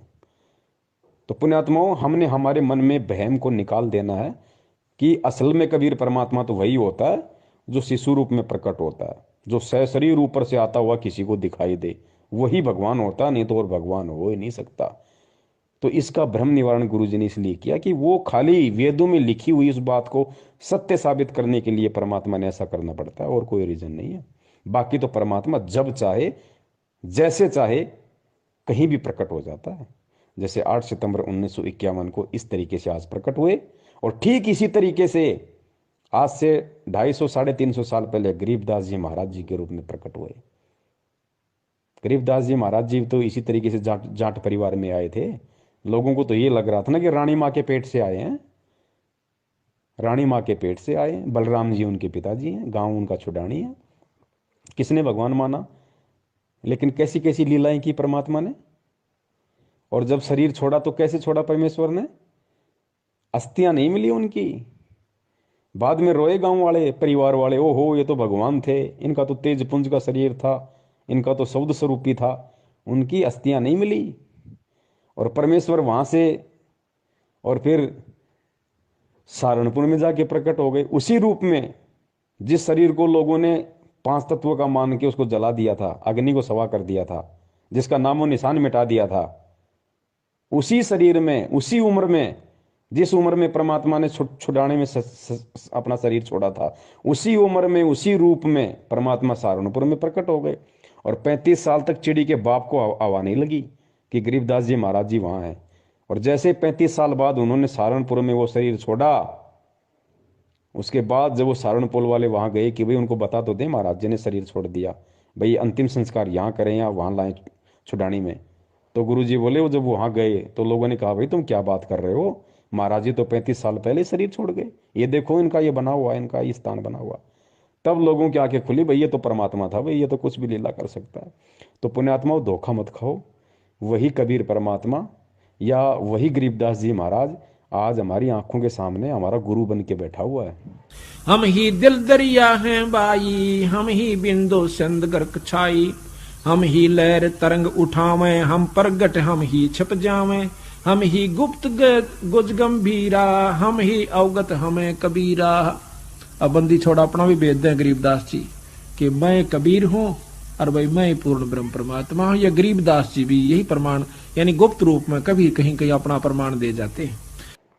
क्या हम भी इनको उसी समय परमात्मा मानेंगे जब इनकी अस्थियां नहीं मिलेंगी, या ये कहीं और जगह हो जाएंगे प्रकट, या वैसे ही कोई खेल करेंगे शरीर छोड़ने के बाद, क्या तभी हम इनको परमात्मा मानेंगे? लेकिन उस समय मांगने का फायदा क्या? अरे उस समय भगवान मानने का फायदा क्या फिर, जब हमारे हाथ से ही डोर निकल जाएगी। आज उनका छुड़ाने में मंदिर बना हुआ है, आज लोग उनको परमात्मा मान के पूज रहे हैं, लेकिन फायदा क्या? परमात्मा मान के अगर उस समय पूछते, जिस समय गरीबदास जी महाराज जी ज्ञान सुनाया करते थे, जो भी मंत्र दिया करते थे, उस समय यदि उनकी सेवा करते, उनकी चरण सेवा करते, उस समय यदि उनके ज्ञान को सुनते, आधार बनाते, जीवन में उतारते, तो कुछ काम आता। आज उनको परमात्मा परमात्मा कह रहे हो, लेकिन फायदा क्या? आज तो उनके नाम से केवल धर्म को लोगों ने धंधा बना दिया। तो पुण्यात्माओं, जो गलतियां आज से पहले हमने कर दी, पुण्यात्माओं वो गलतियां अब हमने नहीं करनी। कोई बात नहीं, आप सभी सत्सयोग भाई बिल्कुल भी चिंतित ना हुआ करो। सबसे पहले तो आप ये खुशी मनाओ कि 20 लाख की संगत में से परमेश्वर ने केवल आप पुण्यात्माओं पे अपनी विशेष मेहर बख्श रखी है, जो आप सत्सेवक भाई बहनों के नाम से जाने जाते हो। विशेष दया दृष्टि परमेश्वर की, जो आप लोगों को परमेश्वर ने ज्ञान योग खोला। वरना इस दास को, ये दास जो बातें बोलता है गुरु जी के ज्ञान आधार से, वो भी आपके समझ में नहीं आनी थी। जिस प्रकार मैनेजमेंट के पीछे लगे हुए लोगों के समझ में नहीं आ रही, आपके भी नहीं समझ में आनी थी। लेकिन परमेश्वर ने दास के साथ साथ आपके अंदर भी वो सॉफ्टवेयर डाल दिया, जिस कारण से मैं बोल पा रहा हूं और आप सुन पा रहे हो और उन बातों को स्वीकार कर पा रहे हो कि वास्तव में हमारा भगत भाई जो बातें बोलता है हमारे गुरु जी के ज्ञान के अनुसार है। हमारे गुरु जी के ज्ञान से बाहर एक भी बात नहीं है। अरे मैनेजमेंट वाले भी तो हमारे गुरु भाई हैं, उनके पीछे लगे हुए लोग भी तो हमारे गुरु भाई हैं, गुरु जी का परिवार भी तो हमारा गुरु भाई है। फिर वो इन बातों को क्यों नहीं स्वीकार कर रहे? उनके अंदर ये बातें क्यों नहीं समा रही? क्योंकि उन पे परमात्मा की विशेष रजा नहीं है। और विशेष रजा परमात्मा जब करते हैं जब जीव के भक्ति संस्कार मजबूत होते हैं। तो सबसे पहले तो ये शुक्र मनाओ कि परमेश्वर का आप और हम सभी सत्सेवक भाई बहनों पे विशेष दया है, और हमने कोई भी त्रुटि करने से बचना है। हमने परमेश्वर के ये प्रेम और एकता का जो मार्ग, इसमें प्रेम और एकता बनाए रखनी है। चाहे हमें कोई पवन ठग कहे, चाहे हमें कोई पवन गुरुद्रोही कहे, हमें कुछ भी कहे, कोई कुछ भी कहे, हमने यही सोचना है कि जो भूमिका हमारे परमात्मा ने एक भगत के रूप में करके दिखाई है। हमारे गुरुदेव संत रामपाल जी महाराज जी को लोगों ने ठग कहा, पाखंड कहा। गांव गांव में सत्संग करने जाते थे, लोग उनको गालियां निकालते थे, पत्थरों से मारते थे। पता नहीं परमात्मा ने 2-2 बार जेल गए, आज भी जेल में है। रोहतक जेल में परमात्मा ने पूरी जेल में स्टाफ उनसे झाड़ू निकलवाया करता था। आज परमात्मा 30 या 35 रुपये पर डे तनख्वाह में और एक बागवानी का काम कर रहे हैं, कैदी नंबर 1005 बन के रोहतक वहां पे हिसार जेल में। परमात्मा को लोगों ने कितना भला बुरा कहा, मालिक ने किसी को उप तक नहीं कहा। पाखंडी रामपाल कहा, ठग रामपाल कहा, हिंदू धर्म का विरोधी कहा। क्या परमात्मा ने किसी को उप तक कहा? मालिक को पता था किसको कहूं, सब मेरे बच्चे। तो भाई हम किसको कहें? सब हमारे भाई बहन है, सब हमारे गुरु भाई बहन है। अगर एक गुरु भाई बहन अगर हमें अज्ञानता में ठग कह रहा है, अगर हमें गुरुद्रोही कह रहा है, तो क्या दिक्कत है? उस भाई या बहन के कहने से हम गुरुद्रोही या ठग थोड़ी हो जाएंगे। ठग हम उस दिन होंगे जिस दिन हम ठगी करेंगे, उससे पहले हम ठग नहीं होंगे। कल को अगर आपको या मुझे कोई कह दे कि पवन मुख्यमंत्री, पवन मुख्यमंत्री, बताओ, हमें बताओ, 20 लाख की BMW में बैठा के विधानसभा में कौन ले जाएगा? कोई नहीं बैठाएगा हमें। तो जब उनके मुख्यमंत्री कहने से हमारे को कोई मुख्यमंत्री नहीं मान लेगा, तो उनके ठग और गुरुद्रोही कहने से बताओ हम ठग और गुरुद्रोही कैसे हो जाएंगे? तो पुण्यात्माओं, हर हाल में हमने, क्योंकि गुरुदेव ने खुद एक भगत की भूमिका की है, और भगत की भूमिका गुरुदेव इसीलिए करके दिखाते हैं ताकि परमेश्वर के बच्चे उनसे सीख ले सकें, उनसे शिक्षाएं ले सकें कि भाई मेरे गुरुदेव ने इस तरीके से किया है, जब तक मैं ऐसा नहीं करूंगा मेरी भक्ति मार्ग में, तब तक मैं सफल नहीं हो सकता। आज लोग छोटी छोटी बातों को लेकर गुरुदेव से दूर हो जाते हैं। छोटे छोटे कोई दुख, कोई कष्ट, कोई परेशानी आ जाती, हम गुरुदेव से दूर हो जाते हैं, मन में दोष पाल लेते हैं। अरे गुरुदेव ने देखो क्या किया, गुरुदेव का संघर्ष देखो, पूरा जीवन देखो परमात्मा का। 1994 से परिवार उनको त्यागना पड़ा, लोगों का गालियां उनको खानी पड़ी, मार उनको खानी पड़ी पुलिस वालों की, जेल उनको जाना पड़ा, घर उनका उजड़ गया। संत का घर उसका आश्रम होता है, संत का पूरा परिवार उजड़ गया। संत के बच्चे जो होते हैं, संगत जो होती है, वो उनका असली परिवार होता है। तो घर उस परमात्मा का उजड़ गया, बच्चे उस परमात्मा के उजड़ गए। ऊपर से हरियाणा सरकार ने 28 करोड़ रुपए का जुर्माना उनके ऊपर लगा रखा, और 6 साल से परमात्मा जेल में बैठे हुए हैं। जेल में क्या सुख सुविधा मिलती है, कैसा खाना मिलता है, कैसे लोग आपस में बर्ताव करते हैं। गुरु जी को कोई भगवान थोड़ी मानता है जेल में। गुरु जी को पुलिस वाले तो केवल एक मुजरिम मानते हैं, और आपस में जो कैदी हैं वो भी अपने जैसा एक आम व्यक्ति और कैदी मानते हैं। तो सोचो परमात्मा किन लोगों के बीच में, किन किन लोगों के मध्य परमात्मा बैठे हुए हैं, कैसी कैसी उनकी उनकी गंदी और घटिया बातें सुनते हैं। वो कैदियों में कितना दिमाग होता है, वो आपस में कैसे माँ बहन की गालियां दे के बात करते होंगे, कैसे एक दूसरे के प्रति ऊंच नीच की बात करते होंगे। परमात्मा सबकी सुन रहा है ना, सबकी परमात्मा देख रहा है ना। लेकिन ये संदेशा दिया हमें परमात्मा ने इन सारे संघर्षों के बीच में कि बच्चों देखो, मेरा घर उजड़ गया, मेरा आश्रम उजड़ गया, मेरा कलयुगी परिवार मेरे से दूर हो गया, मेरे खुद के भाई बहन, मेरे बच्चों ने, जिनको तुम मानते हो कि ये गुरु जी का परिवार है, गुरु जी के बेटा बेटी, उन्होंने मेरे से गद्दारी करी। आज मेरा परिवार मेरे आदेश की आड़ में मेरे असली बच्चों को लूट रहा है, संगत को लूट रहा है, दान के नाम पे लूट रहा। 2-2 बार मैं जेल गया, मेरा आश्रम उजड़ गया, 30-30 बार मेरा रिमांड हुआ। लेकिन बच्चों, मैंने अपने कबीर भगवान से एक सेकंड के लिए भी, एक क्षण के लिए भी अपने ध्यान नहीं हटाया। मैंने अविश्वास प्रकट नहीं किया कि मेरे साथ इतने जुल्म हो रहे हैं, मेरे साथ इतनी ज्यादतियां हो रही हैं। अरे 1 साल हो जाए, 2 साल हो जाए, चल जाए, 2-2 बार जेल, मेरे 3-3 मेरे आश्रम उजड़ गए, मेरे ऊपर ऐसे ऐसे झूठे लालछन लगा दिए गए, देशद्रोह जैसा मेरे ऊपर मुकदमा लगा दिया गया। लोग मुझे भड़वा कहते हैं, मुझे पाखंडी कहते हैं, मुझे ठग कहते हैं। कहाँ है भगवान? मैं इतना समर्पित हूं मैं कबीर भगवान के प्रति, मैंने मेरा सब कुछ दांव पे लगा दिया। आज वो कबीर भगवान कहाँ गया? आज क्यों नहीं आ रहा? पुण्यात्माओं, एक सेकंड के लिए भी गुरुदेव के मन में ये बात नहीं आई। और यही आज सबसे बड़ा उदाहरण परमात्मा पेश कर रहे हैं कि बच्चों, जिस प्रकार इतना सब कुछ होने के बाद भी जो तुम सहन भी नहीं कर सकते, जो मैं कर चुका हूं, और जो मैं आज सहन कर रहा हूं, वो तुम कभी जिंदगी में सहन भी नहीं कर सकते। और इतना होने के बाद भी मैंने एक क्षण के लिए भी अपने भगवान से मैंने नफरत नहीं की, मैंने अपने भगवान में दोष नहीं निकाला। मैंने भगवान से ये भी नहीं कहा कि भगवान आके मेरी रक्षा कर, मेरे साथ ऐसा क्यों हो रहा है, मैं तो सत्य की राह पे चल रहा हूँ। और मैंने तो सुना कि जो सच की राह पे चलता है भगवान उसके साथ होता है, आप कहाँ हो? एक सेकंड के लिए परमात्मा के मन में ये नहीं आया। तो पुण्यात्माओं, जब भगत की भूमिका में परमात्मा हमें इतना सब कुछ करके दिखा रहे हैं, तो हमने भी उसी स्थिति में आज रहना पड़ेगा। आज चाहे हमारा हाथ कट जाए, चाहे हमारे दोनों पैर कट जाए, चाहे हमारी जुबान कट जाए, चाहे हम बिल्कुल निर्धन हो जाएं, हम दरिद्र हो जाएं, आंखों के सामने बेटा मर जाए, बेटी मर जाए, माँ मर जाए, बाप मर जाए, परिवार उजड़ जाए, कैसे भी हमारे को चाहे हाथ में कटोरा लेकर रोड पे भीख मांगनी पड़ जाए, अंतिम समय तक चाहे हमारे को ये क्रिया करनी पड़ जाए, 2 साल नहीं, 10 साल नहीं, अगर 50 साल का जीवन है और कल हमारी मौत होनी है, और कल की मौत के 1 सेकंड तक यदि हमारे हाथ में कटोरा है और वो दुर्दशा है, और यदि हमें गुरु जी का नाम मिला हुआ है, तो ये गुरु जी उदाहरण पेश कर रहे हैं कि बच्चों, उस समय तक भी तुम्हारे अंदर मेरे प्रति, अपने गुरु के प्रति जरा सा भी विक्षेप नहीं आना चाहिए कि गुरु जी कहाँ है, भक्ति कहाँ है। मैं गुरु जी के लिए इतना सब कुछ मैंने कर दिया, इतना सब कुछ मैंने त्याग दिया, हर चीज़ मेरी बर्बाद हो गई, मैं रोड पे हूँ इतने वर्षों से, टाइम पे खाना नहीं मिल रहा। आज गुरु जी कहाँ गए? फिर कहाँ है भगवान? कहीं ऐसा तो नहीं कि मैंने मेरा जीवन बर्बाद कर दिया हो इनके पीछे लग के। पुण्यात्माओं, अंतिम समय भी यदि हमारे इतना सा भी विक्षेप, यदि ऐसी परिस्थितियों में भी यदि आ गया, तो उसी क्षण हम फेल हो जाएंगे। ठीक है, जो संघर्ष हमने किया, जो यात्राएं हमने सहन की इस भक्ति मार्ग में, वो परमात्मा पता नहीं हमारे को ब्रह्मा विष्णु महेश बना देगा, सारा दे देगा, सब कुछ दे देगा, अनंत युगों तक ऊपर राजा बना देगा, देवता बना देगा, महादेव बना देगा, लेकिन मोक्ष तो नहीं मिला जिसके लिए हम यहाँ पे भटक रहे हैं। तो पुण्यात्मा, इतना विश्वास हमने गुरुदेव पे रखना करे। खुद मालिक की वाणी है कि नाम सहित बेवतन भला, जो दर दर मांगे भीखा, और क्या हुआ छत्र की छाया चालाई, और राजपाट दिल्ली का। पुण्यात्माओं, गुरुदेव ने यहाँ तक कह दिया कि बेटा अगर तेरे पास मेरा नाम है, तू यदि मेरी शरण में है, और यदि इस नाम लेने के बाद भी अगर ऐसी कोई नौबत आ गई कि नाम सहित बेवतन भला, अगर तेरे को देश निकाला दे दिया, तेरे ऊपर देशद्रोह का मुकदमा भी लगा दिया, नाम सहित बेवतन भला जो दर दर मांगे भीखा, अगर तेरे को हाथ में कटोरा लेके दर दर भीख मांगने की भी तेरे को नौबत आ गई, तो कहते हैं यो राजपाट क्या हुआ, छत्र की छाया चाला, यो राजपाट दिल्ली का।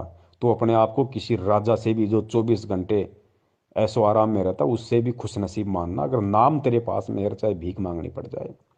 पुणात्मा बहुत ही ये रेयर समय है, इसको बोलते हैं रेयर समय, ये दोबारा नहीं आता। अनंत युगों में क्या पता कब बिल्ली के बाग का हमारा छिक्का टूटे, तब ये समय हमारा आएगा पुण्य, नहीं तो नहीं आएगा। अब ये बहुर न ऐसा दाव, परमात्मा कहते हैं ना, समझा है तो सिर दर पाव, बहुर नहीं रे ऐसा दाव। अरे जो ऋषि मुनि, जो महात्मा जिनका हम जिक्र सुनते हैं, मार्कंडे जैसे, चुणक जैसे, और भी कितने परमात्मा ने उदाहरण बताए, विश्वामित्र जैसे, जिन्होंने इतने इतने हजारों वर्षों तपस्या की, अपना शरीर गाड़ दिया, सब कुछ दाव पे लगा दिया, किस लिए? केवल परमात्मा के दर्शनों के लिए। उनको मोक्ष का तो पता ही नहीं था, केवल परमेश्वर के दर्शनों के लिए, एक झलक पाने के लिए। और उन महापुरुषों को इतना परित्याग, इतना तप, इतना सब कुछ सहन करने के बाद भी एक सेकंड के लिए दर्शन तक नहीं दिए। इसी कबीर परमात्मा ने, इसी गुरु जी ने जो आज रात दिन हमारे को दर्शनों के प्याले पिला रहा है, दर्शन तक नहीं दिए उनको। तो पुण्यात्मा, ये कितना बड़ा हमारा सौभाग्य है कि खुद चल के परमात्मा हमें लेने आया है, खुद चल के, वरना परमात्मा को कोई हमारी आवश्यकता नहीं है। गुरु जी कहते हैं कि शीश उपाड़े भूई धरे, ऊपर मचके पांव, कबीर का घर शिखर में, तेरी गर्ज पड़े तो आव। गुरुदेव ने बताया कि हे नादान आत्मा, हे पुण्यकर्मी आत्मा, सरा अपने भाग्य को, अपने किस्मत को सरा कि तू कितना पुण्यकर्मी है, जो खुद सतलोक का राजा तेरे लिए स्पेशल चल के आया, स्पेशल। वरना कहते हैं कि शीश उपाड़े भूई धरे, ऊपर मचके पांव।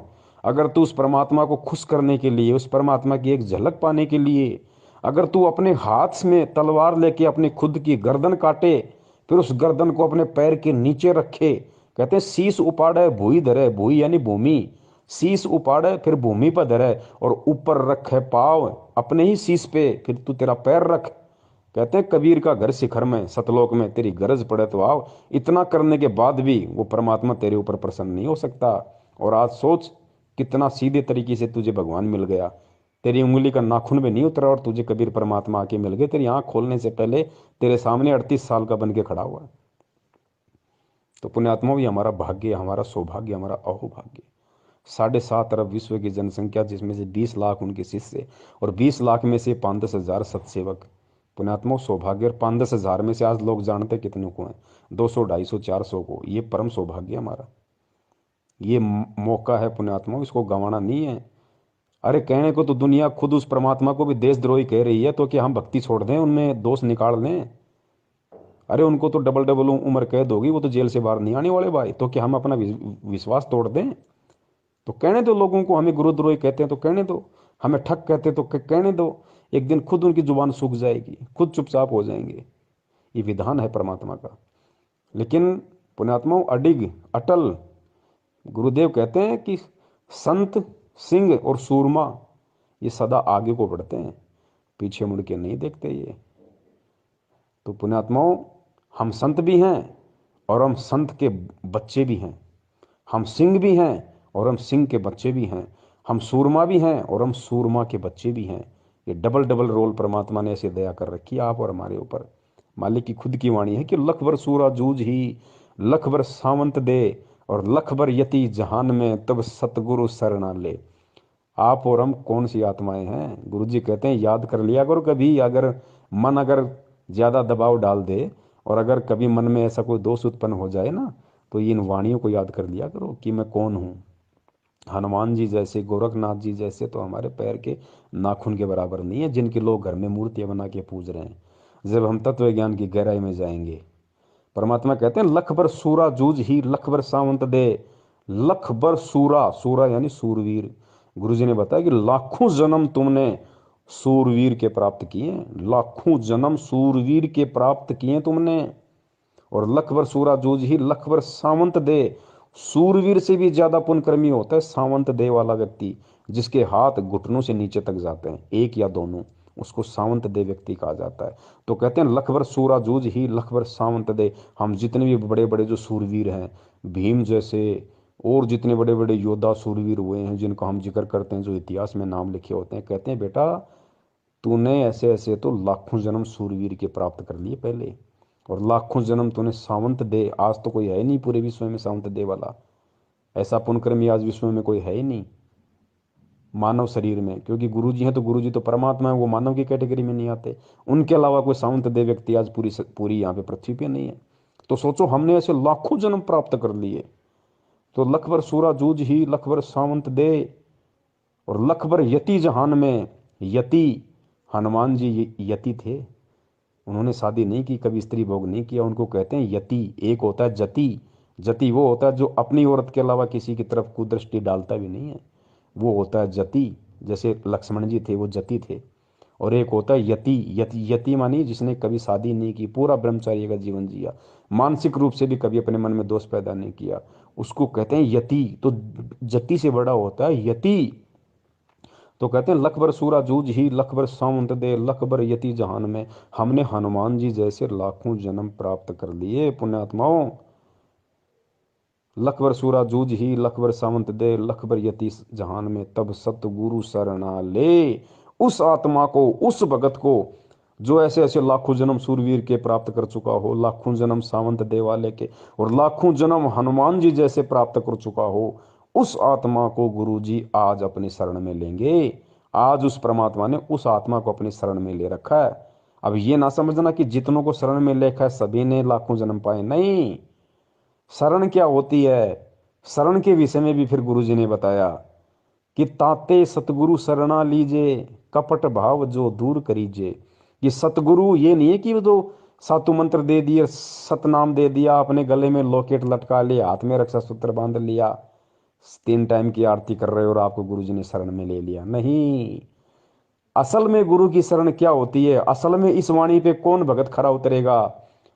कहते हैं ताते सतगुरु शरणा लीजिए, उसको सतगुरु शरण में लेता है, कपट भाव जो दूर करीजिए। जो भगत अपने दिल से, अपने मन से, अपने आत्मा से, अपने हृदय से ये कपट भाव दूर कर देगा। कौन सा कपट भाव है, गुरु को और परमात्मा को दो समझने वाला कपट भाव है। कबीर परमेश्वर को, जिस गुरु रूप में वो कबीर परमेश्वर उसको मिला है, यानी गुरु और परमात्मा को दो समझने वाला, जब तक उसके हृदय में, उसकी आत्मा में छल रहेगा, ये कपट रहेगा कि गुरु अलग है, कबीर परमात्मा अलग है। गुरु तो कबीर जी का प्रतिनिधि है, उनका भेजा हुआ संत है, मेरे जैसा इंसान है, माँ के जन्म से, माँ के पेट से जन्म लेके आया, बाद में कबीर परमात्मा मिल गए, ज्ञान दे दिया, गुरु बना दिया, नाम देने का आदेश दे दिया। कहते हैं जब तक ये कपट तेरे अंदर से नहीं निकलेगा, जब तक तू उस कबीर को और गुरु को एक नहीं मानेगा कि कबीर के भक्ति मार्ग में कबीर के अलावा कोई दूसरा गुरु होता ही नहीं, हो ही नहीं सकता। कहते हैं जब तक ये छल कपट तेरे अंदर से नहीं निकलेगा, तब तक तू सतगुरु की शरण में नहीं गिना जाएगा। और जिस दिन जिस आत्मा के अंदर से ये कपट भाव छल निकल जाएगा, जो बिल्कुल परमात्मा और सतगुरु में कति एक समानता, गुरु जी कहते हैं ना, गुरु गोविंद दो नहीं भाई, और दो समझे वो दो जग जाई, वो नरक में जाता है।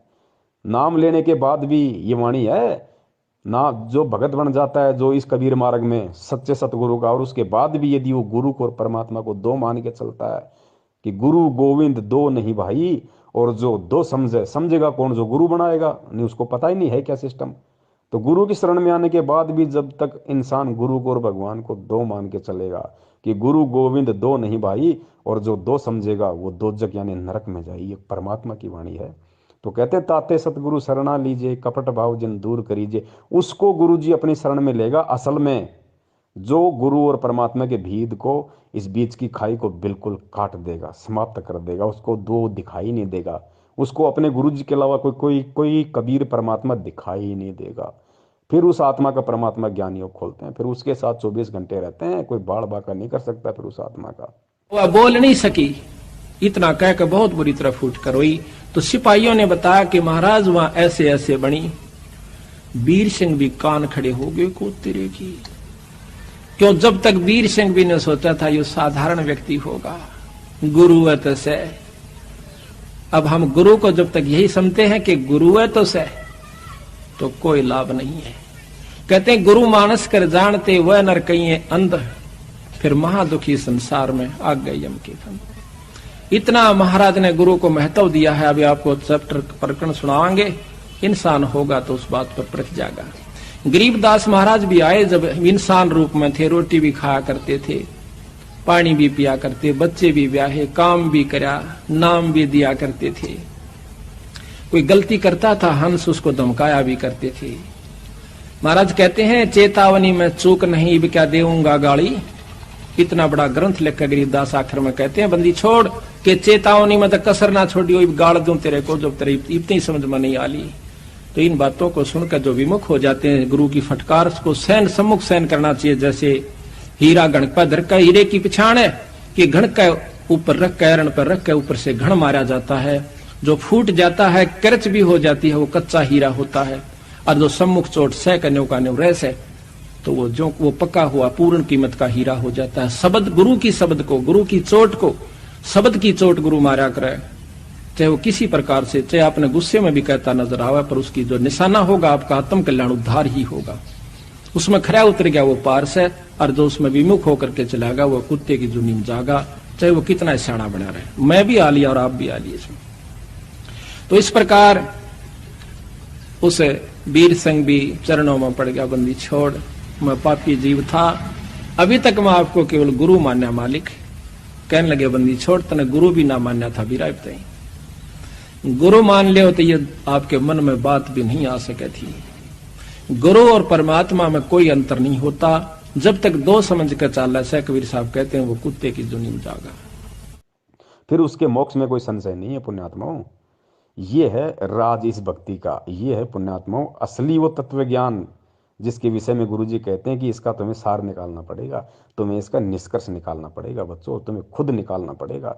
चाहे इस जन्म में मेहनत करके निकाल लो, चाहे इस जन्म में सच्ची साध संगति करके निकाल लो, चाहे इस जन्म में इस ज्ञान को आधार बना के गुरुजी के सत्संगों का निष्कर्ष निकाल लो, या चाहे अगले किसी जन्म में निकाल लेना। तरीका यही है, और कोई तरीका इस भक्ति और भगवान को समझने का, सतलोक को जाने का दूसरा कोई रास्ता यहाँ पे नहीं है। तो पुण्यात्मा इसलिए दास निवेदन करता है, इसलिए दास बार बार लाइव संघ का समाधान में कहता है कि गुरुजी के हिसार जेल से बाहर आने तक यदि किसी को इस भक्ति मार्ग पे जीवित रहना है तो उनको वर्तमान में सतगुरुदेव जी ने जिन जिन आत्माओं को साध संगति के लिए निमित्त बनाया है, जिन जिन आत्माओं को वास्तव में सत्सेवक बनाया, आपने उनकी संगति करनी पड़ेगी। ये हम कोई अपनी तरफ से नहीं कह रहे, ये परमात्मा के विधान से। और ये 1 घंटे से ऊपर की ऑडियो जो पता नहीं परमात्मा ने क्या प्रेरणा करके, एक भाई ने व्हाट्सएप पे कमेंट्स किया था, मनोज बिष्ट जी हैं परमेश्वर की आत्मा, उन्होंने ये सवाल पूछा था, दास ने देख लिया तो परमात्मा ने प्रेरणा की, दास ने ऑडियो बनाना शुरू किया। मालिक आगे से आगे शब्द देते गए, प्रेरणा करते गए, दास बोलता गया। क्योंकि पुण्यात्माओं मुझे अच्छी तरीके से पता है कि मेरा नाम पवन दास है और मेरी औकात 2 कौड़ी की भी नहीं है। परमात्मा कहते हैं अल्लाह मेहरबान तो गधा पहलवान। ये पवन दास नाम का गधा तब तक पहलवान है भक्ति मार्ग में जब तक मेरा अल्लाह मेरा गुरु मेहरबान है, कुछ नहीं है इसके अलावा। इस दास को तो थोड़ा 200-400 मीटर पैदल चल लेता है तो मेरे तो सांसें उफरने लग जाती हैं। पुण्यात्मा मेरी क्या औकात है, क्या औकात जीव की हो सकती है, चाहे कोई कितना बड़ा कोई महाबली क्यों ना हो। यहाँ पे आप और हम तो हैं ही क्या उनके आगे। इसलिए पुण्यात्माओं साध संगति से जुड़े रहो, परमेश्वर के ज्ञान को आधार बना के चलते रहो।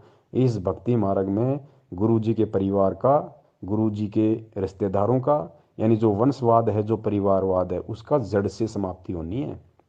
ये सबसे बड़े दुश्मन होते हैं परमात्मा के, सबसे बड़े दुश्मन। ये ज़्यादातर संगत को लेकर डूबते हैं। परमात्मा ने इनका सत्यानाश करना, ज्ञान आधार से मारना नहीं है। परमात्मा ने मरेंगे तो अपने कर्मों से मरेंगे, क्योंकि खुद परमेश्वर की वाणी है कि राम किसी को मारे नहीं, मारे तो हत्यारा राम। अरे अपने आप ही मर जाएंगे कर कर खोटे काम। तो ये जो खोटे काम ये खुद कर रहे हैं, जो संगत से करवा रहे हैं ना, इनके कर्म इनको ले डूबेंगे। तो हमने केवल परमेश्वर को अजन्मा स्वयंभू सतगुरु, देखो हम गुरु जी को सतगुरु सतगुरु कहते हैं। बंदी छोड़ सतगुरु रामपाल जी महाराज जी की जय। लेकिन ये कभी विचार नहीं किया कि बंदी छोड़ शब्द केवल बंदी छोड़ के लगता है, या तो कबीर परमेश्वर के बंदी छोड़ लगाया, या लोगों ने गरीबदास जी के बंदी छोड़ लगाया, या फिर आज संत रामपाल जी महाराज जी के बंदी छोड़ लग रहा है। तीसरे किसी महापुरुष के आज तक बंदी छोड़ शब्द नहीं लगा। हम भक्ति बोध से आरती करते हैं, 3 समय की छोटी पुस्तक में देख लेना, हमारी 11-12 गुरु प्रणाली है। उन 11-12 गुरुओं में केवल 3 के आगे बंदी छोड़ नाम दिखाई देगा आपको। एक तो खुद कबीर साहिब जी के, एक गरीबदास जी के, और तीसरा आज और हम बोलते हैं बंदी छोड़ सतगुरु रामपाल जी महाराज। तो बंदी छोड़ तो भाई परमात्मा की लगता है। पुण्यात्मा बहुत सारी बातें हैं, बहुत सारी ऐसे पॉइंट हैं, लेकिन अब समय बहुत हो गया। परमेश्वर दया करे, हम लाइव संगति के माध्यम से या वैसे भी परमेश्वर जब जब दया करते रहेंगे, आपस में हम साथ संगति करते रहेंगे। और बस भक्ति का आधार विश्वास है और कुछ नहीं पुण्यात्मा, सिर्फ भक्ति का आधार विश्वास। मैं तो यहाँ तक कहता हूँ, अगर कभी कोई ऐसी नौबत आ जाए, क्योंकि देखो परीक्षा लेगा परमात्मा। सेऊ सम्मन के भाग्य में वो संस्कार नहीं था कि सेऊ की सम्मन अपने बेटे की तलवार से गर्दन काटे, नहीं, उसके भाग्य में लिखा ही नहीं था, ऐसा होना ही नहीं था। परमात्मा ने जानबूझ के परिस्थितियां पैदा की। सम्मन और सेऊ के घर पर जब भगवान गए, ऐसी परिस्थिति बना दी परमात्मा ने, परमात्मा की इज्जत के लिए कि गुरु जी की इज्जत पाँच नहीं आ जाती, अपने लड़के को काटना पड़ गया। और फिर समर्थ शीश लेता है, या शीश दिया करता है, एक्सटेंड करता है, तो सम्मन के पुत्र सेऊ को भी जीवित कर दिया और उनको मोक्ष दिया।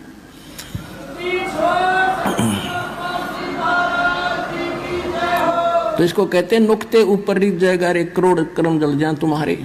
फिर हमारी एक गलती है जो सम्मन ने कर दी। उसने क्या गलती की? उसके मन में एक बात बैठ गई कि हे परमात्मा, मैं धनी होता तो सतगुरु की सेवा के लिए मुझे अपना बालक काटना नहीं पड़ता। अब लड़के की गर्दन काटना ये एक छोटी बात नहीं, और काट दी। फिर उसके बाद उसके दिल में ऐसी ठेस लगी कि ये मैंने क्यों करना पड़ा, कि मेरे पास धन नहीं था। अब वो धन न मांगता रहा, परमात्मा ने उससे जीवन में 1 नंबर का सेठ बना दिया। लेकिन सेऊ और उसकी मां ने की, उनको ज्ञान गजब का समझ में आ गया था, वो तो पार हो गए।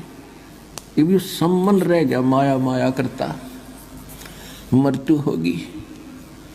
अगले जन्म में ये नौशेरवान नाम के एक शहर में नौशेर खान नाम का राजा बना, बादशाह बन गया, क्योंकि इतना दान सेक्रीफाइस कर रखा था। जब घना धन मालिक ने दिया, इसने डिट के फिर भी दान किया था, उस दान के प्रतिफल में यो बादशाह बन गया। जानबूझ के, क्योंकि परमात्मा एक तीर से अन्य को शिकार करते हैं। पहला तो परमात्मा ने आज पूरे विश्व के सामने, और स्पेशली आज आप और हमारे को भक्ति और भगवान पे विश्वास दिलाने के लिए, एक भगत की महिमा बताने के लिए कि भगवान के लिए क्या कर गुजरने की एक हिम्मत होनी चाहिए भगत के अंदर। अगर जिसको मोक्ष चाहिए उसको, जो सम्मन ने किया, एक सेकंड भी विचार नहीं किया, अपने इकलौते पुत्र की गर्दन काट दी। पुण्यात्मा, आज हम नाखून काटते 5 बार सोचते हैं। तो परमात्मा ने आज के लिए उदाहरण बनाना था। दूसरा जो कमाल था, उसके मन में वहम हो गया था कि मेरे से बढ़ के गुरु जी की कोई सेवा नहीं कर सकता। परमात्मा ने उसका शरीर का पसीना निकाला, उसको बताया कि देख बेटा, भगत तो तूने भी देखे नहीं। और तीसरा, अपनी उन आत्माओं के परमात्मा ने वो पुण्य क्रम बनाने थे। वो परमात्मा ने ऐसा सिस्टम बनाया, ऐसा नुक्ता बनाया, ऐसी परिस्थितियां पैदा कर दी, और अपनी पावर से पुण्यात्मा को सम्मन की औकात नहीं थी, अपने बच्चे की गर्दन काटते, लेकिन परमात्मा ने हिम्मत दी उसको, परमात्मा ने प्रेरणा की, परमेश्वर ने हाथ चलाए उसके। और कहते हैं परमेश्वर ने वो नुक्ता बनाया वहाँ पे, और उस नुक्ते पे फिर खुद ही प्रसन्न हो गया, खुद ने सारा काम किया और खुद ही फिर प्रसन्न हो गया कि हो मेरे बेटे ने देख मेरे लिए, कि मेरे गुरुजी भूखे ना चले जाएं। मेरे गुरुजी अगर नाराज हो गए तो पूरे शहर का सत्यानाश हो जाएगा। पूरे शहर को बचाने के लिए, अपने गुरुदेव की इज्जत के लिए, कि अगर कल इस सेठ ने अगर राजा के सामने बता दिया कि इनका गुरुजी आया था, इनका गुरुजी चोरी करना सिखाता है, गुरुजी की बदनामी हो जाएगी। अपने गुरुजी की बदनामी के डर से, गुरुजी बदनाम ना हो इसके लिए अपने बेटे की गर्दन काट दी। आज उसी गुरु को जानबूझ के राजनीतियां कर करके बदनाम किया जा रहा है। सोचो हम कहाँ हैं पुण्यात्माओं। गुरुजी को गंदी राजनीति में ढकेल दिया, गुरुजी का नाम ले लेके वोट डलवाए जा रहे हैं। सोचो सेव और सम्मन की तुलना में आज का भगत समाज कहाँ है। तो ये ज्ञान योग और सद्बुद्धि परमेश्वर ने सत्सेवकों की खोल रखी है, जो आज दूध दूध और पानी को छान रहे हैं, नीर खीर का निबेरा कर रहे हैं। तो पुण्यात्माओं, ठीक इसी प्रकार परमेश्वर ने वो लीलाएं की सारी आप और हमारे को समझाने के लिए, इस भक्ति पे हमारे अंदर इतना विश्वास पैदा करने के लिए कि पुण्यात्माओं, अगर विश्वास नहीं है तो भक्ति नहीं है। अरे आज तो हम दिन रात सत्संग सुनते हैं, मोबाइल 24 घंटे हमारे हाथ में रहते हैं, टीवी चैनल हैं। सोचो सम्मन कहाँ सत्संग सुनता था? कभी साल 2 साल 4 साल में मौका मिला, कभी गुरुजी के चला जाता है, गुरुजी आ जाते तो नहीं। उस समय कहाँ मोबाइल था, कहाँ वो अपनी चूड़ी बनाते बनाते सत्संग सुनता था भाई। और बिना सत्संग सुने ज्ञान आधार हो नहीं सकता। तो पुण्यात्माओं, आज हम उन आत्माओं के सामने कहाँ टिकते हैं? आज तो हमने कुर्बान हो जाना चाहिए गुरु जी के ऊपर, मर मिटना चाहिए हमारे हमारे परमपिता परमेश्वर सतगुरु रामपाल जी महाराज जी के ऊपर कि परमात्मा आपने कैसे दया बख्शी। आज हम अगर एक दिन गुरु जी के सत्संग ना सुने तो आत्मा खाली खाली हो जाती है। और सोचो उस समय तो वो 4-4 साल सत्संग नहीं सुनते थे गुरु जी के, फिर भी इतनी उनमें उनमें हिम्मत, दृढ़ता। तो पुण्यात्माओं, आज फिर हम क्यों पीछे हट रहे हैं? और आज भी यदि हम इस मौके को चूक गए तो इसलिए गुरु जी कहते हैं कि दोबारा ये दाव नहीं लगेगा, फिर नहीं लगेगा ये दाव दोबारा। तो पुण्यात्माओं, बहुत सारी बातें हैं। परमेश्वर दया करें, हम ऐसे ही एक दूसरे भाई बहन आपस में जुड़े रहें। और हमारे जितने भी भगत भाई बहन जो सतलोक आश्रम मैनेजमेंट हरियाणा के पीछे बेचारे भोलेपन में लगे हुए हैं, पुण्यात्माओं, हमारा आप ये सोच लो कि हमारे वो भगत भाई बहन जो 70% हैं जो मैनेजमेंट के पीछे, आप ये मत समझ लो कि उनको कसाई ने बाड़े में कैद कर रखा है। ये सतलोक आश्रम मैनेजमेंट हरियाणा काल रूपी कसाई है साक्षात, और इसने उन भक्तों को बाड़े में कैद रखा है। अब हमारी जिम्मेदारी क्या है? अब हमने उन भक्तों को वहाँ से मुक्त करवाना है गुरु जी के आशीर्वाद से। और मुक्ति का साधन एक ही है उनका कि हम उन तक ये संदेश से पहुँचाते रहें। ये ऑडियो वीडियो मैसेज लाइव के वीडियो हम उनको ना चाहते हुए भी शेयर करते रहें, चाहे वो हमें गालियाँ दें, चाहे हमें डराएं, चाहे धमकाएं। पुण्यात्माओं, गुरु जी कहते हैं ना, अगर किसी को बुखार है तो बच्चा तो दवाई लेने से मना करता है, ये वो तो रोता भी है, माँ बाप का नाक पकड़ लेता है, कान पकड़ लेता है, थप्पड़ भी मार देता है एक आधा। लेकिन क्या माँ बाप उसको दवाई नहीं पिलाते? पिलानी पड़ेगी, उनको पता है कि ये नादान है। तो इसी प्रकार हमने हमारे भगत भाई बहनों तक, चाहे व्हाट्सएप के ग्रुप हो, चाहे फेसबुक के ग्रुप हो, चाहे सोशल मीडिया का कोई भी प्लेटफॉर्म हो, हमने हर संभव कोशिश करके अपने उन भाइयों तक हमने संदेश से पहुंचाने हैं।